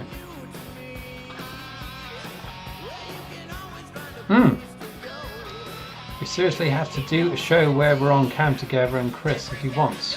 I'm up for that, mate. Let's do it. The only thing is I use OBS, and I haven't worked out how to do dual thing, but it can be done, can't it? Yeah, let's do that.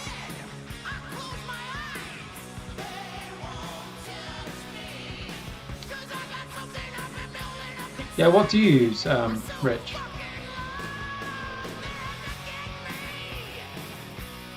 Ah, Chris, you need to get a camera. We need to call ourselves something. The free amigos.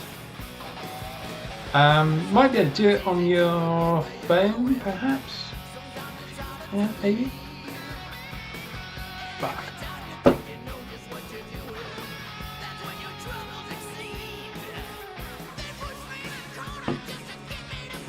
Yeah, started spilling beer. Bad sign.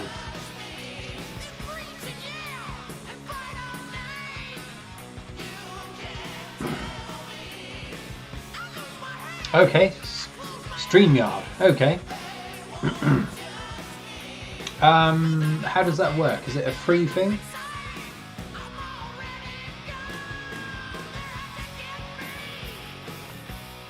Do you know how Axel got his name?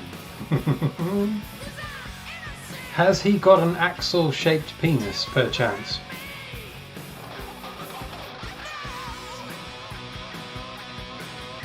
StreamYard works with a phone. No excuses. Ah, there you go. Right.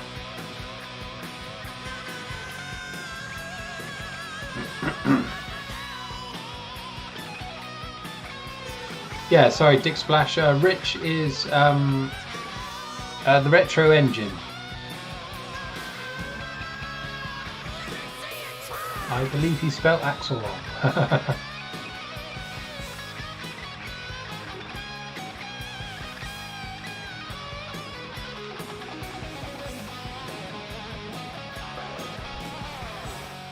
Yeah, Dick Splash, you're Chris, aren't you? I think. My memory is awful, but I think you're called Chris. And I'm John or Jim, whatever you prefer.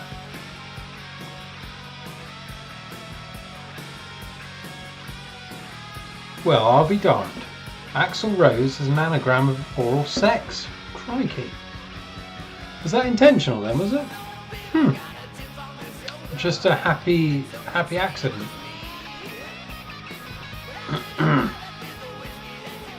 Yeah, Axel is an odd sounding name, I suppose. I like the Rose part. StreamYard is free, but I get a sub, so I can stream to Facebook and Twitter at the same time, and also you don't see the StreamYard logo. Oh, I see, okay. Sorry, teacher, Axel. We got 50, dude, and it all goes downhill. Okay, so, right, does that mean then, Rich, that you could host it and then me and Chris, if he wishes, can join you? Something like that, yeah?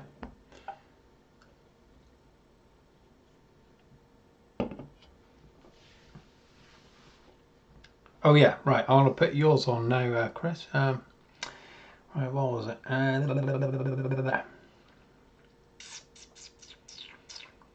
Sound of silence disturbed, okay.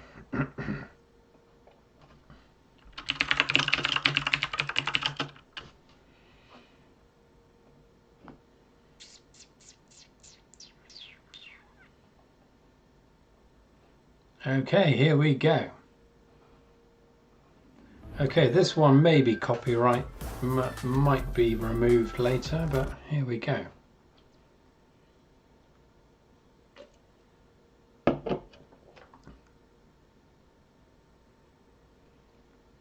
I've seen him somewhere before. Well, it might be this one actually.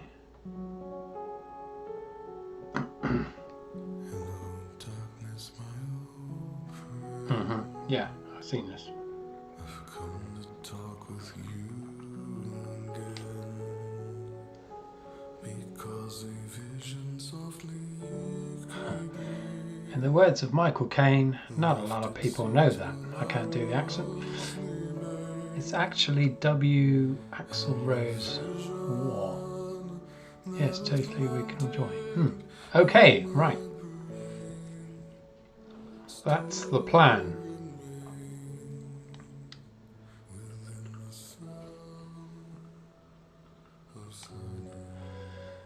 So W. Axl Rose doesn't work as an anagram of all sex.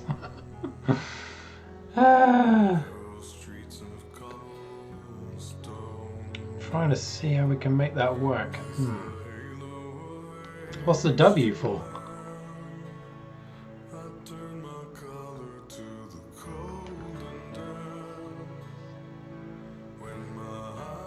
Remember this now. I didn't realise this was the song.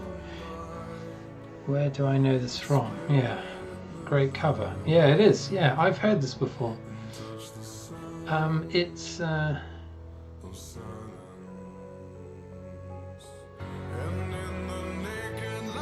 yes, yeah, Simon Garfunkel. Yes, indeed. Just trying to think of that.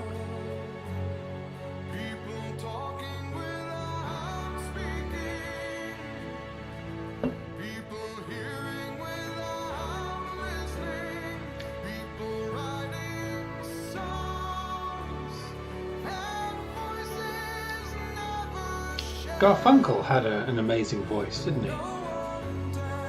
Because wasn't it that Paul Simon was jealous of the success of Garfunkel, or because of his voice, I suppose. Not sure, maybe William. His original name, William Bailey. William. Bill.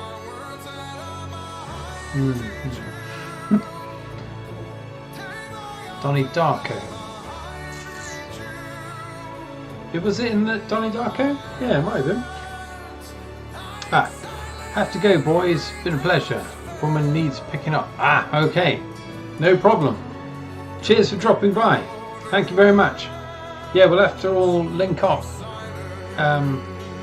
Last joke coming up. Okay. Yeah, we'll have to see if we can make that work. Yeah, we'll leave it to Rich. You sort it out, yeah? And we'll... I'm on board. I'm on board.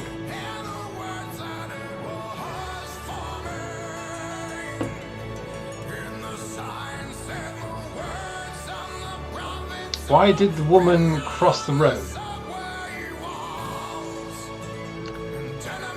I'm getting heart palpitations here. Don't make me read something dodgy.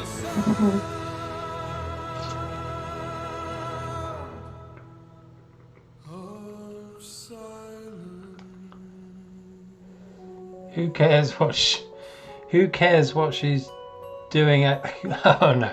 Who cares what's she doing at the kitchen? Well, yeah, that's sexist. I'm totally against that kind of joke. But it's very funny.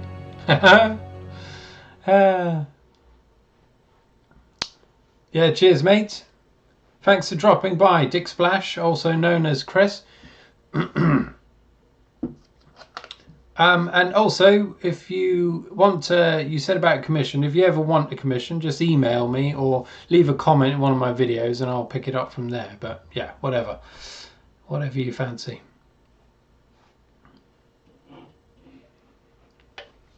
Any song requests, Rich, if you're sticking around a bit?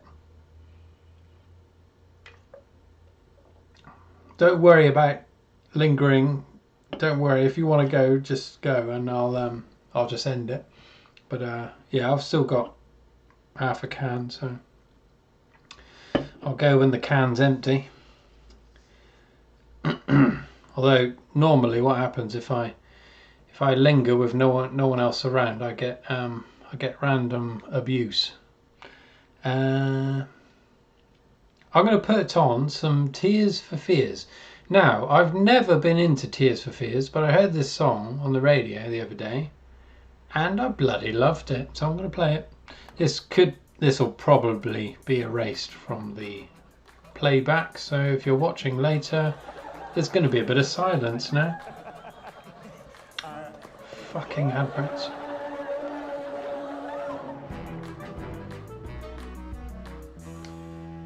Fuck off! Tears for Fears, Head Over Heels. I recommend watching this video, it's amazing. Good night boys, see you when I can. Lovely, yeah, cheers. Thanks very much for dropping by, Chris. Lovely, thank you. Okay, lovely. Okay, Rich is sticking around. Nice, thank you. But don't worry about it, I don't mind. Yeah, if Chris, we may all meet up at a later date on camera, but whatever. Rich is going to make it happen.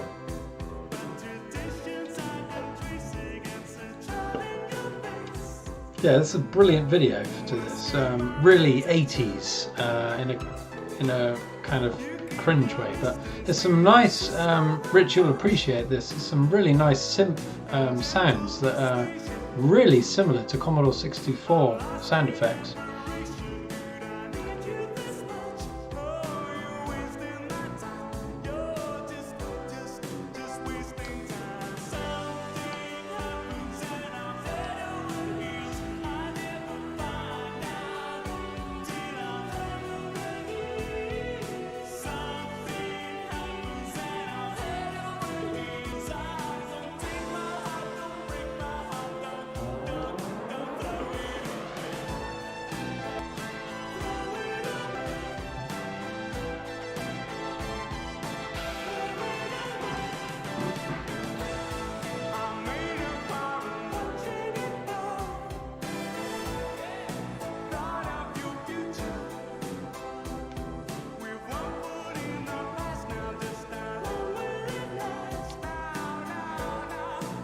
this reminds me of the C64, to be honest. Indeed, yeah, it's very similar.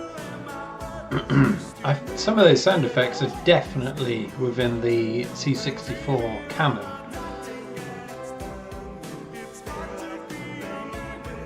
Yeah, it's good. Are you vaping tonight, Rich? What flavour are you on? That time when life was easier. Indeed. Christ. I tell you what, I'm already... You feel old when you start lamenting... Well, you start thinking about how much more wonderful it was back in the day, but I think it was, and I think all the trouble started with the internet. I think we need to go back in time and stop it being created. When all I had to do was load up the C64 and do some programming, Christ, I never got anywhere near programming on the C64, or anywhere for that matter. I gave it a little try on the Amiga using Amos, but I was awful. I'm just not, my brain is not geared up for programming at all. But Christ, yeah, to go back and load up a cassette of some game and play the hell out of it. Ah, man, yeah, I'd love that. That's why we still do it though, Rich. That's why we're doing it now. We're harking back to a simpler time. Ah, miss those days.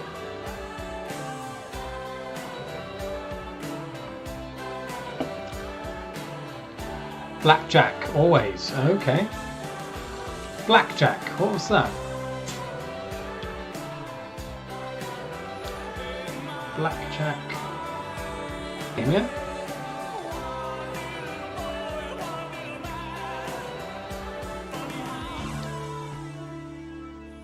Oh, I think I know what you mean. Is it called blackjack? Do you collect the bombs? Bomb jack.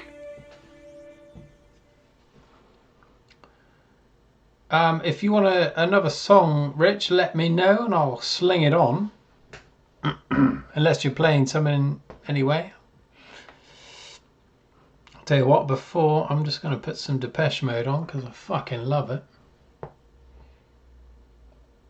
Depeche Mode. D Mode. DM. Apparently that's what the fans of the band call it. I just call it Depeche Mode. Depeche Mode. Oh, I think my internet's fucking up. My download speed. Oh, there it is. Okay. I think the 80s were better times, but I realised it was through blinkered eyes. My parents went through the recession and protected me from it, so it wasn't as good as we think, you know. True. Vape flavour coming up. No, true. I mean, I think maybe we just preferred being children or teenagers. I mean, that's probably the yeah, the long and the tall of it.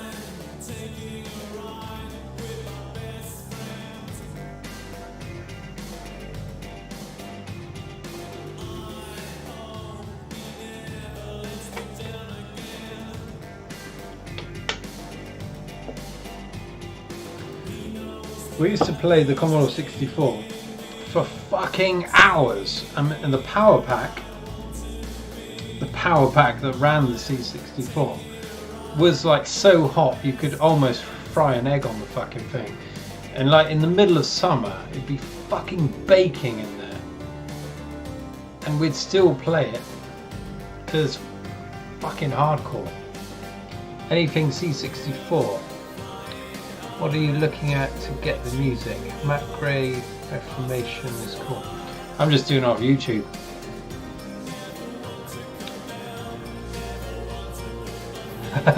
I see what you mean though. It's just vape flavour. It's worth having the music stored locally. Yeah, I've got a certain amount of music on my computer anyway that I've burnt from CDs. I've got shitloads of CDs that I got from my parents' house because they moved house. They've moved house, incidentally, because of a ghost infestation. But I'm going to talk about that another day. A little tempter there. Ah, I fucking love this song. In fact, do you know much of Depeche Mode's music, Rich? Because I'm bloody sure that whoever made the Beast games were Depeche Mode fans, because there's definite samples or synths that are mimicking early Depeche Mode music.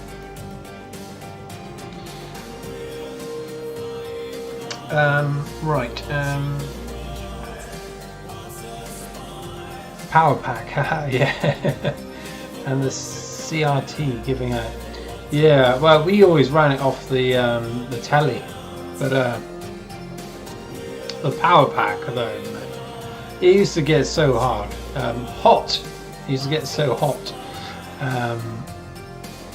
and sometimes, you know, we'd play it so much that it would just, like, the C64 would just give up. It would stop loading stuff, but more often than not it performed admirably. It was on all day, poor thing.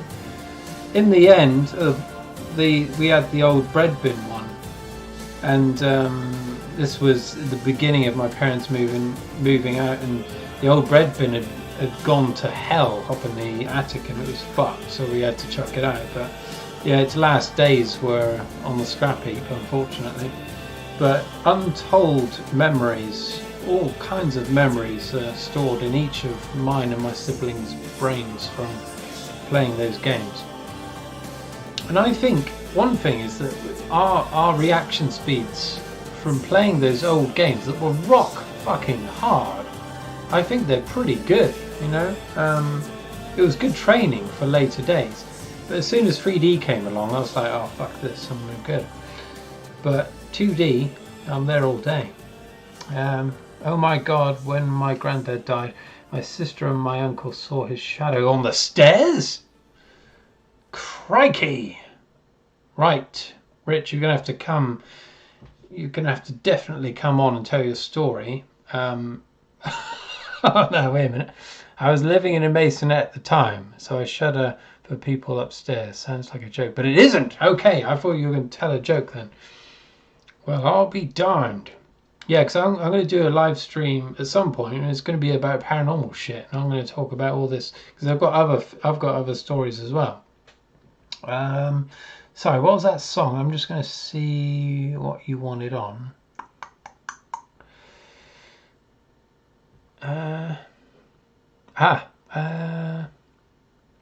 When I used one, I ended up with 2 disc drives. Okay, we never had. We always used it off the disc, the fucking tape deck.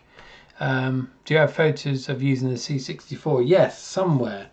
I don't have them with me at the moment, but we have I've definitely seen photographs of us using them.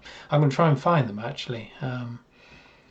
Yeah, because I'm one of 6 siblings, so one of us would be playing it and the rest of us would be just like glued to the screen. It seems crazy now, but yeah, true. We weren't walkthrough games. No way, we weren't. In fact, you know, I had trouble reading when I was a youngster, so I never read the instructions either. So I just played the damn thing straight out of the case.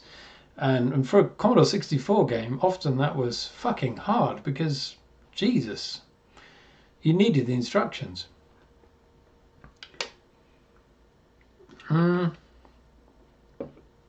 Shit, what was I going to do? I was going to do something. I'm fucking losing it. Oh yeah, put your song on, Matt Gray Reformation. Okay.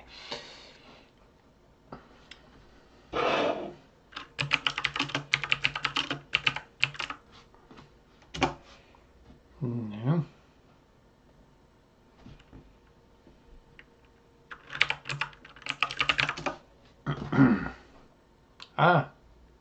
Okay, so this is the from The Last Ninja. Is that right? Advert, fuck off. Shit, these beers are going to me a bit.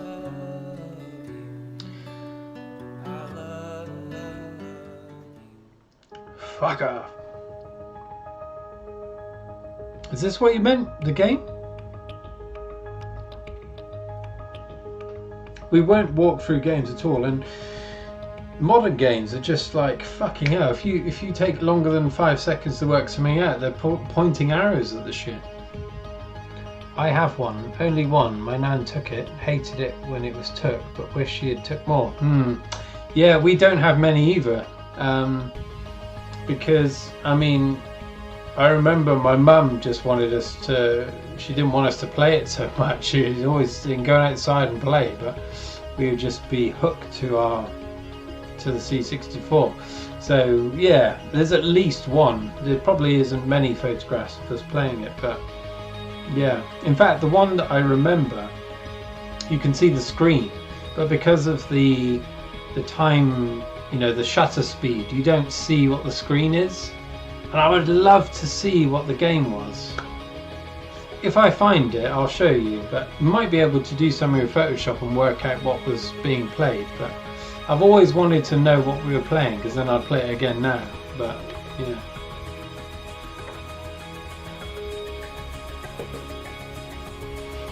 What's your favourite C64 music tune? Ah, okay. It's a remix. Okay. Yeah, it sounds great. I love the Cybernoid 2 loading music. I always remember that being amazing. DJ Jim's. Indeed. Better believe it. Yeah, boy.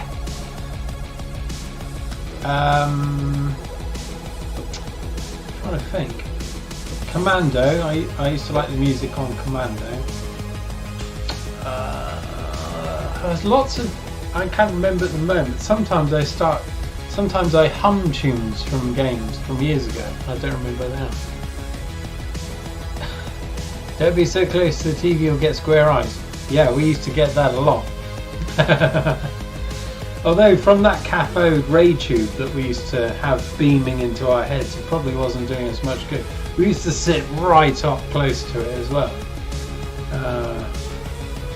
Christ, those were the days. But we kept, I mean, as a family, me and my siblings, we kept gaming together for years, you know, through Commodore, then Amiga, went on to then PlayStation. We stuck with PlayStation, then went through the PlayStations. But my own last PlayStation was PlayStation 2. No, PlayStation 3. I used to play Grand Theft Auto on there.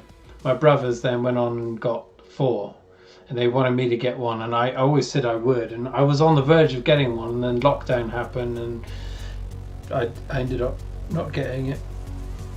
But yeah, I love multiplayer, playing it together, love it. That would be cool. Is there any case laying around? Oh, game wise, actually there is. I put my actual games away actually. The only thing I've got, no, I've got some old floppy disks. I've got loads of borrowed games, but I haven't got.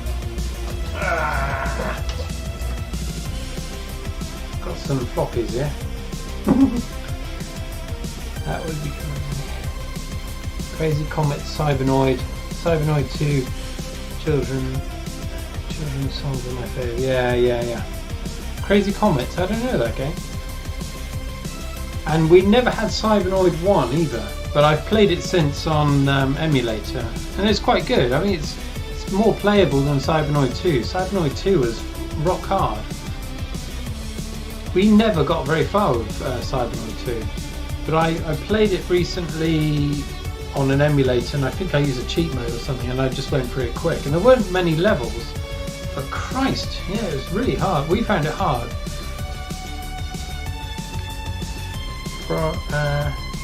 Probably children's songs by Joe Rentel. What's that? Children's songs. Okay, I'll load that up in a sec. I'm just going to look at these discs a minute and pick up one game that I love. Crikey, I don't know any of them. Space gun, I don't remember that. Jimmy White snooker, that was quite good. Jimmy White's whirlwind snooker. Pinball Dreams, Lionheart, Eye of the Beholder. Oh yeah.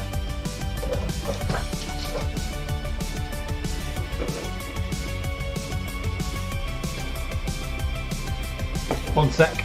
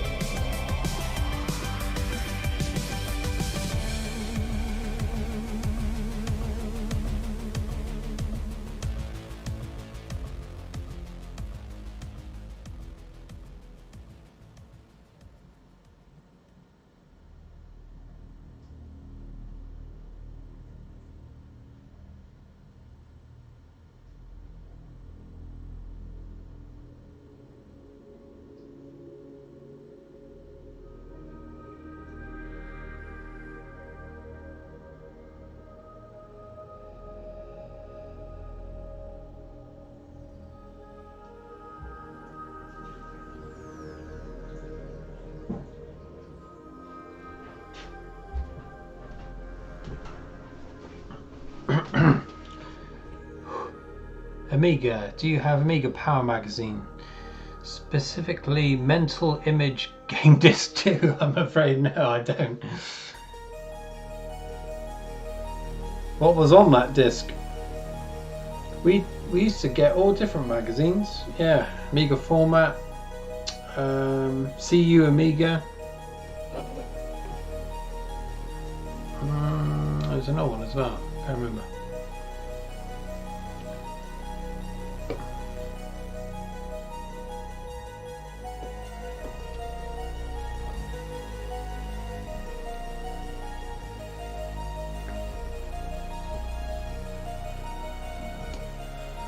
Oh, this music's good. Ah, it's going through each part of the game, this particular video. So this is the mansion.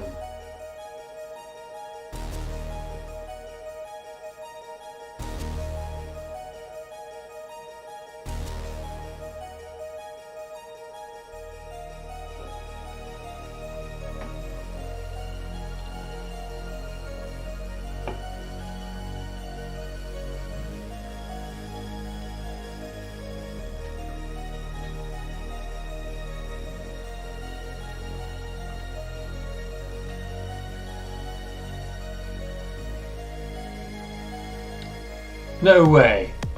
Really? Crikey. No, I mean I may have had that one, I don't know. So the graphics for what? It was like was it a demo, was it?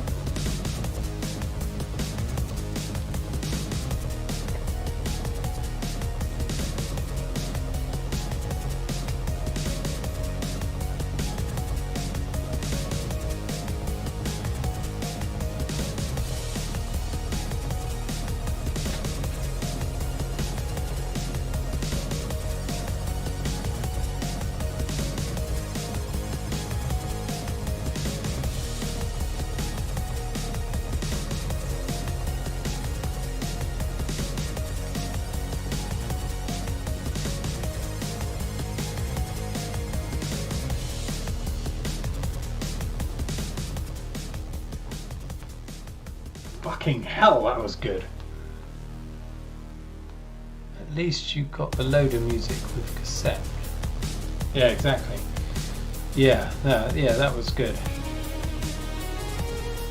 Yeah, what did you mean about the graphics though? What graphics did you do?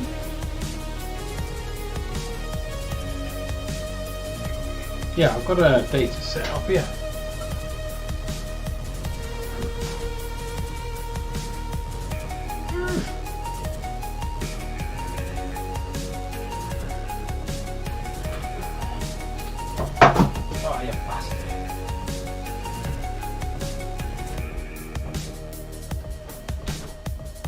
Paintings there. We did a mental image game disc 1 too, available online. Do you do art then, Rich? Well, you've done art in the past, digital art. Yeah, I've got, this is the data set, the original one from the bread bin version. Check that shit out. No way. Really?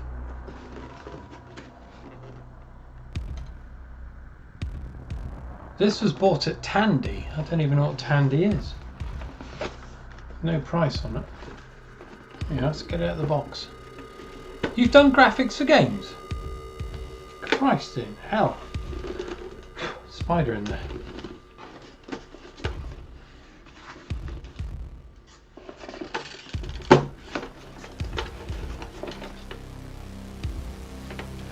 No, I won't bother taking it out of the box, but there you go. It's the Commodore, original Commodore data set. Bit of a mess. I mean, Christ, this has gone through hell. The heads must be misaligned to hell. But look at the power thing. It always had this weird doodle on the end of it. We never knew what that was about. Any ideas? It's a miniature hangman's noose. I don't think that's what it is, but yeah, I'm going to sell that on eBay. Am I going to get it back up there? No.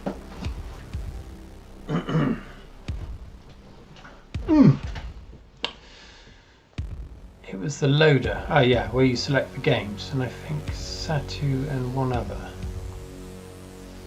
What? So you did some of the loading screen images?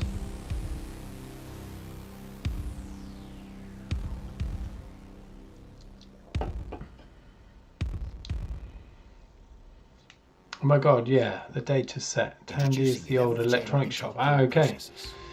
Yeah, I don't remember Tandy.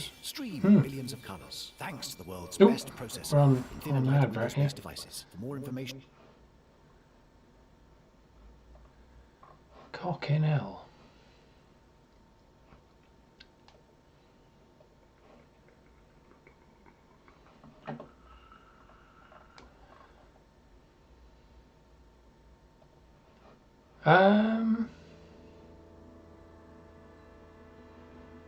How many house moves? An idea for the doodle. Just like, hey, how many house moves? An idea for the doodle was like that. No, we'll be fine. Am I more drunk than I think? How many house moves? An idea for the doodle.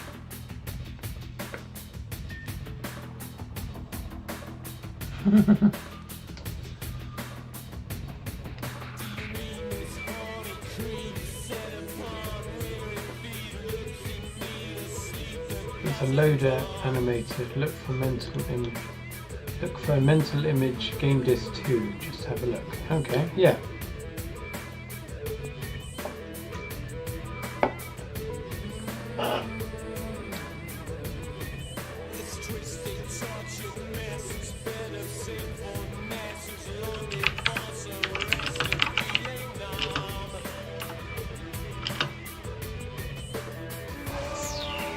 Bear with me.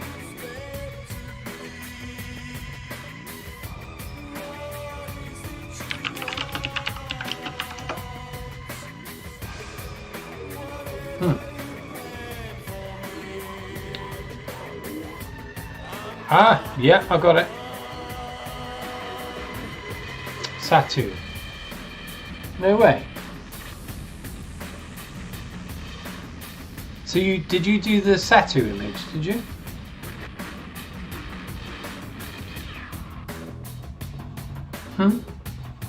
Willy in the Castle of Dreams. Yeah, it's nice.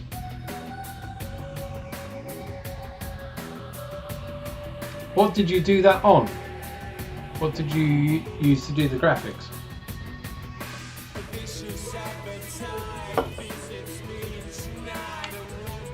suppose I can switch to the. I'll switch to the other view so everyone can see. Here we go. So you did this, is that right? So that's yeah. So this is a cover disc, so it would be mini games on the cover disc.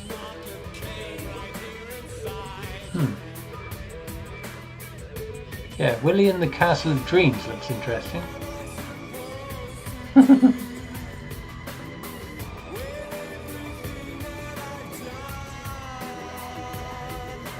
Sorry, I meant the data set has been through so many moves. Ah, I see. No, well, actually, so we grew up in the same house. So my parents lived there for 40 odd years. So it didn't actually move anywhere. Satu, and you did, Willy. Crikey. Yeah, so it didn't actually move anywhere. So for 40 years it's up in our attic, just baking away in every summer, getting as hot as hell. And the intro disc, all drawn with deluxe paint. That's nice work, mate. Very nice. I used to dabble with deluxe paint. I used to love Deluxe Paint 4. That's the one I used to use. I used to do animation mostly, but it's bloody tricky doing anything on that. Yeah, some nice work there.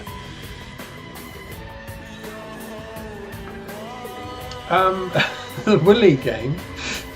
Let's go back there. What was that about? That is bloody good drawing. I couldn't do that in Deluxe Paint. No way. Willy and the Castle of Dreams. I mean, what's going on there? What was the game about? I mean, I want to find that game now.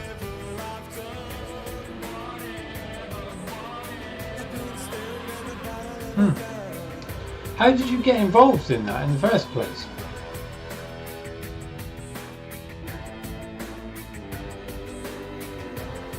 You must have been pretty young, yeah? Because you're younger than me, aren't you?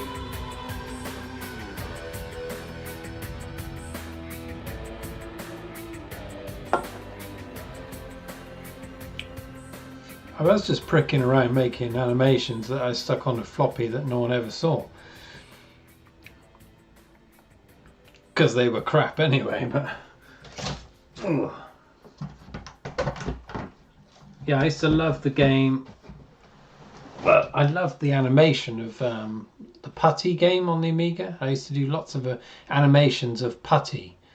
And I remember them being pretty good, but... Yeah, I was just pricking around, really.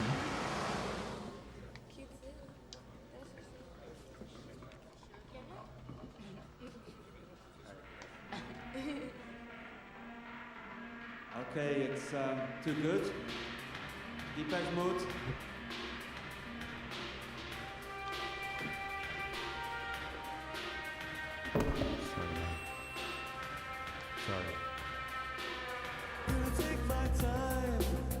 Don't ask me. The programmer asked for it. Oh, okay.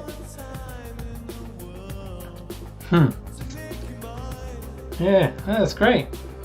You're immortalized in Amiga mythology.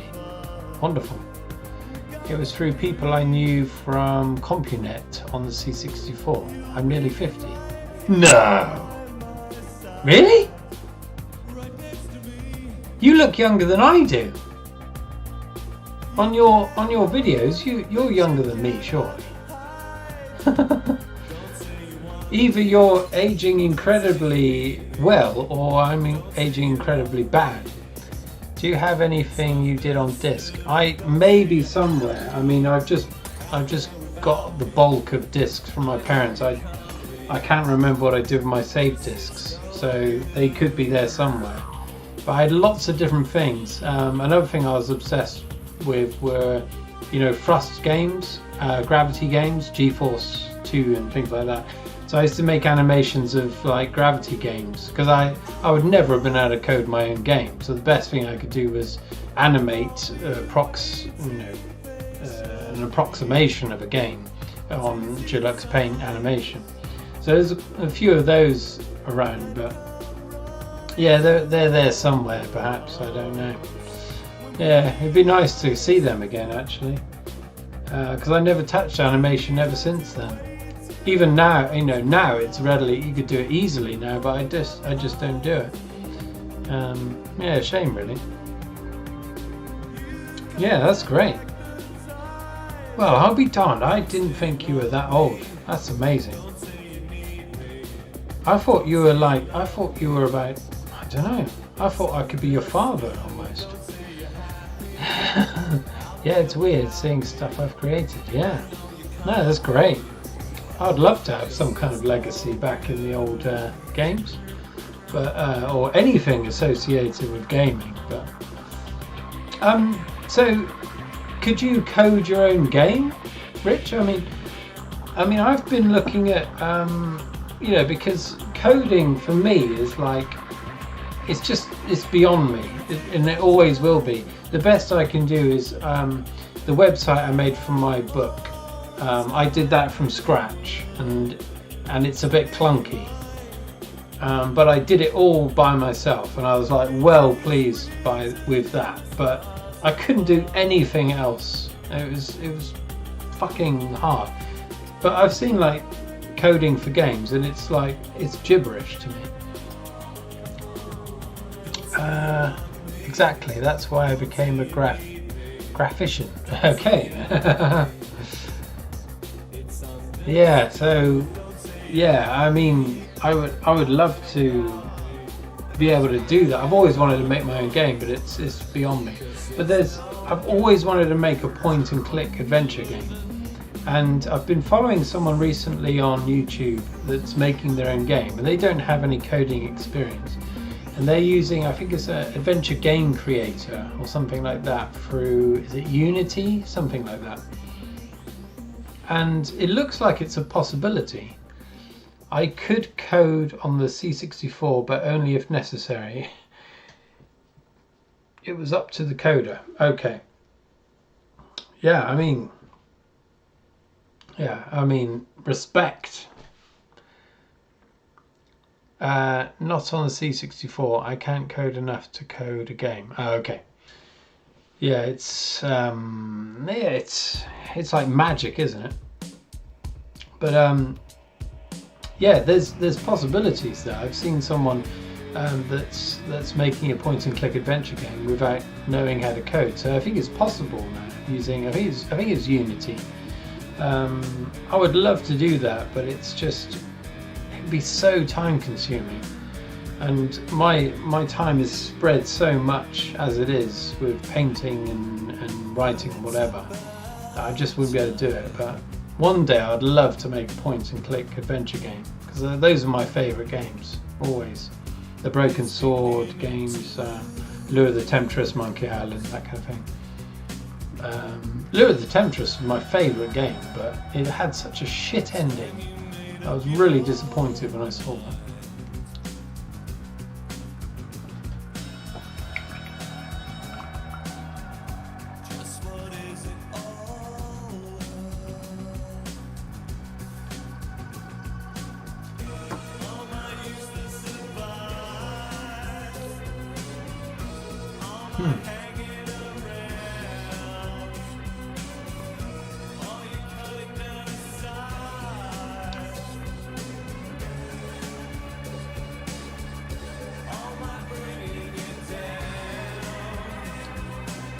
Unity is too complex. If you want to write an adventure, would it be text-based?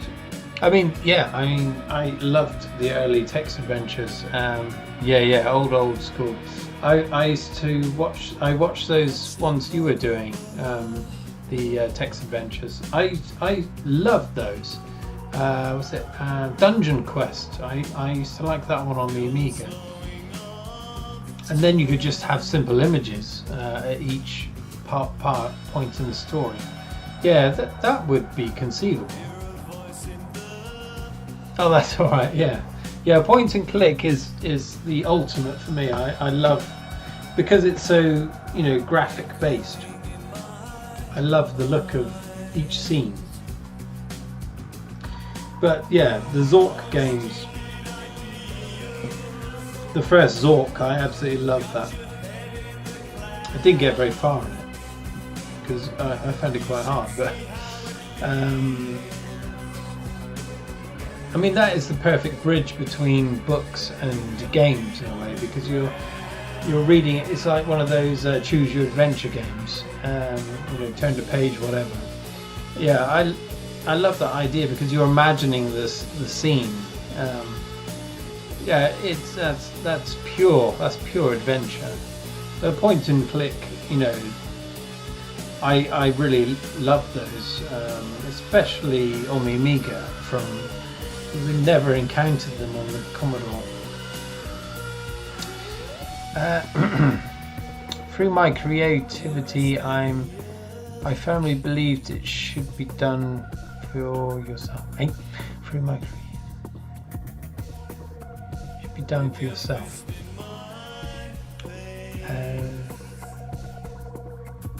Sorry, I don't understand. Through my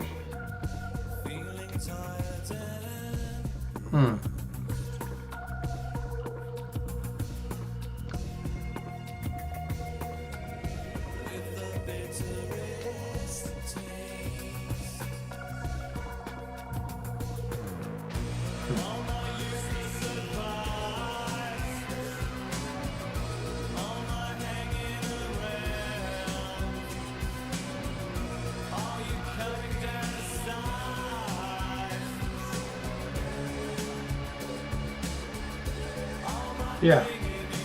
Sorry, I don't know if I am drunk actually, but I don't understand that.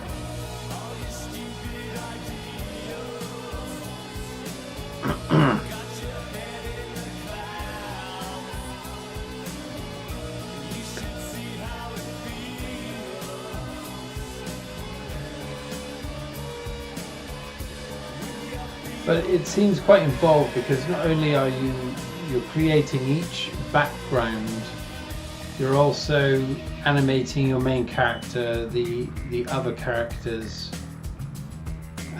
you're animating actions, the sound effects, potentially music. From this chap I'm watching, he's spending hours and hours making this thing, and yeah, I would love to do it, but it's just so much time. But I don't know if I'd be able to do it in a kind of pixel way. I mean, that's a technique all of its own that you would know yourself, Rich, from the work you've done. It's a totally different way of work, isn't it? When you're working from a limited palette of colours with a lower resolution. It's a totally different way of working. Yeah, I don't think I'd be able to do that. I imagine if I were to do it, I'd have to draw it and scan it in or something, or paint it and scan it.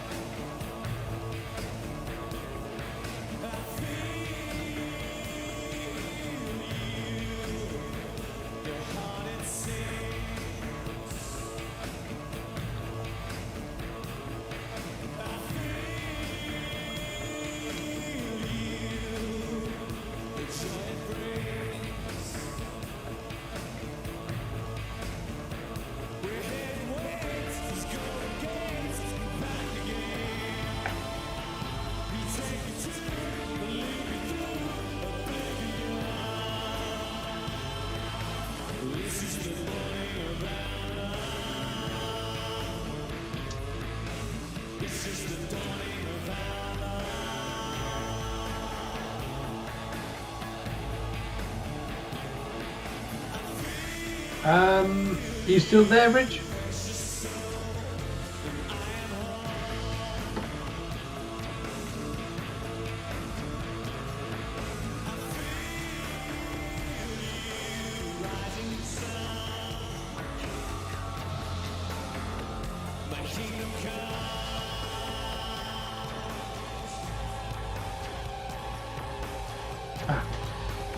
On the Amiga, I had to create images for the baddies and main guy, and then create backgrounds and the code would... Ah, I see.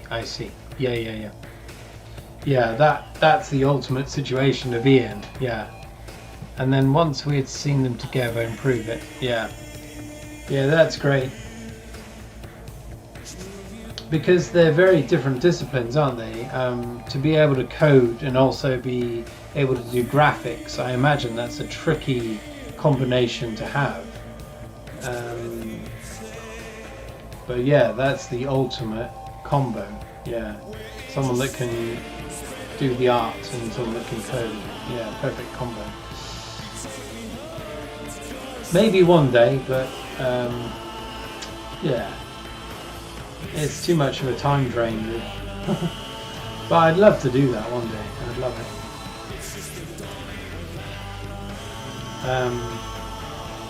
Yeah, I'm probably going to be signing off soon, Rich, but we just end by, yeah, so whenever I'm busy next weekend with family, but at some other point, if we arrange a time to do it, if how would it work? If so, this thing you're saying about the steam yard, yeah, how does that work exactly? Yeah.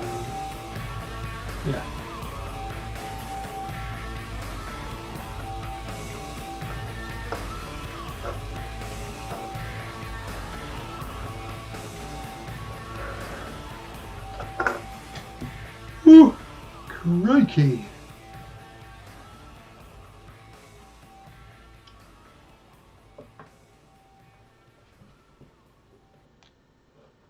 Writing's not that easy, but Grammarly can help. This sentence Grammarly? is grammatically correct. Fuck off! I get Grammarly adverts all the time. Oh. I think you've got the lag set to slow. There's a setting where it can be instant. Ah, okay. So Percival wants to get in on the action. Of course he does. Do you like his new hair?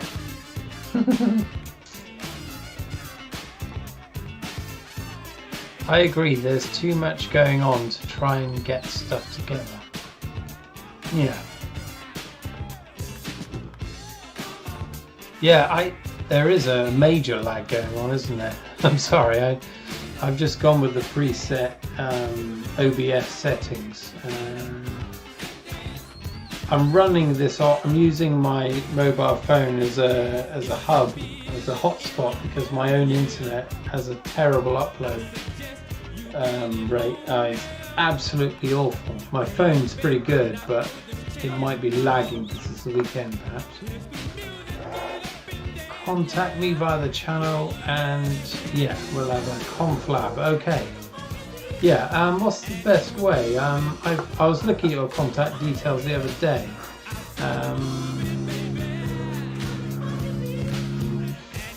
Facebook or... Yeah, Facebook, okay? I'll just message you through there.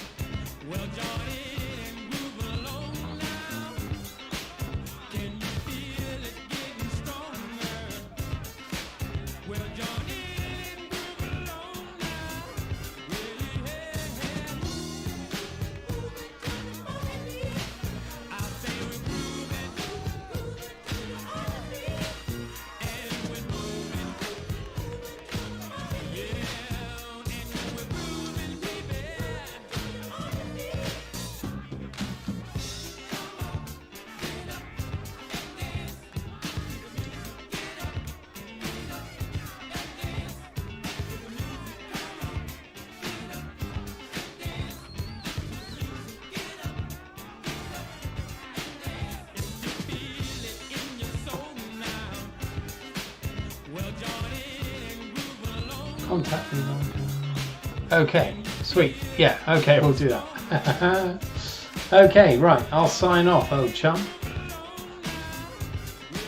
Indeed. 70s funk all the way, matey. This is Get Up and Dance by Freedom.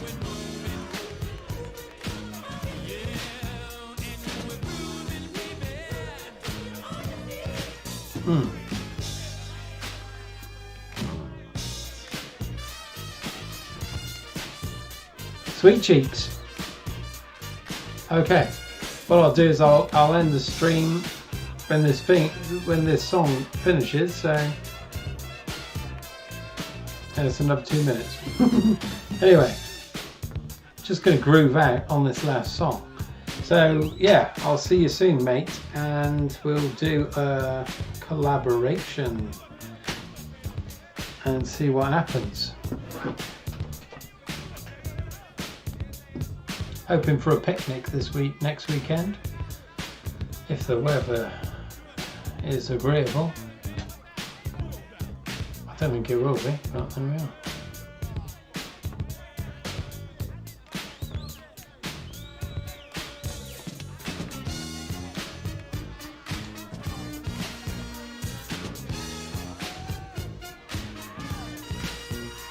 That's good. At least didn't get any random bastards tonight. That's good.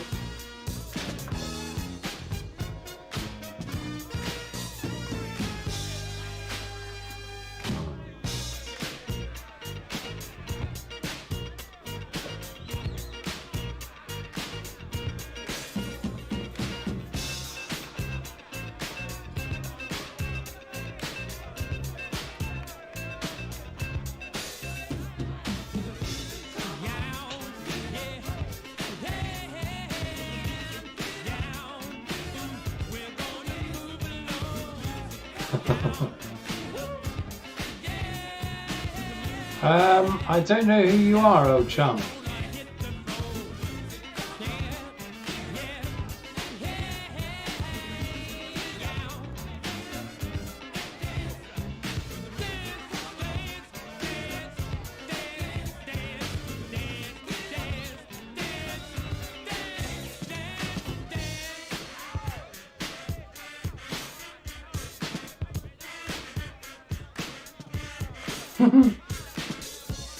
Nice. Yeah, cheers, Rich.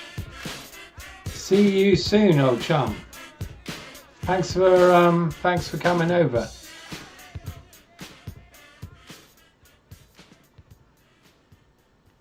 Okay, that's the end.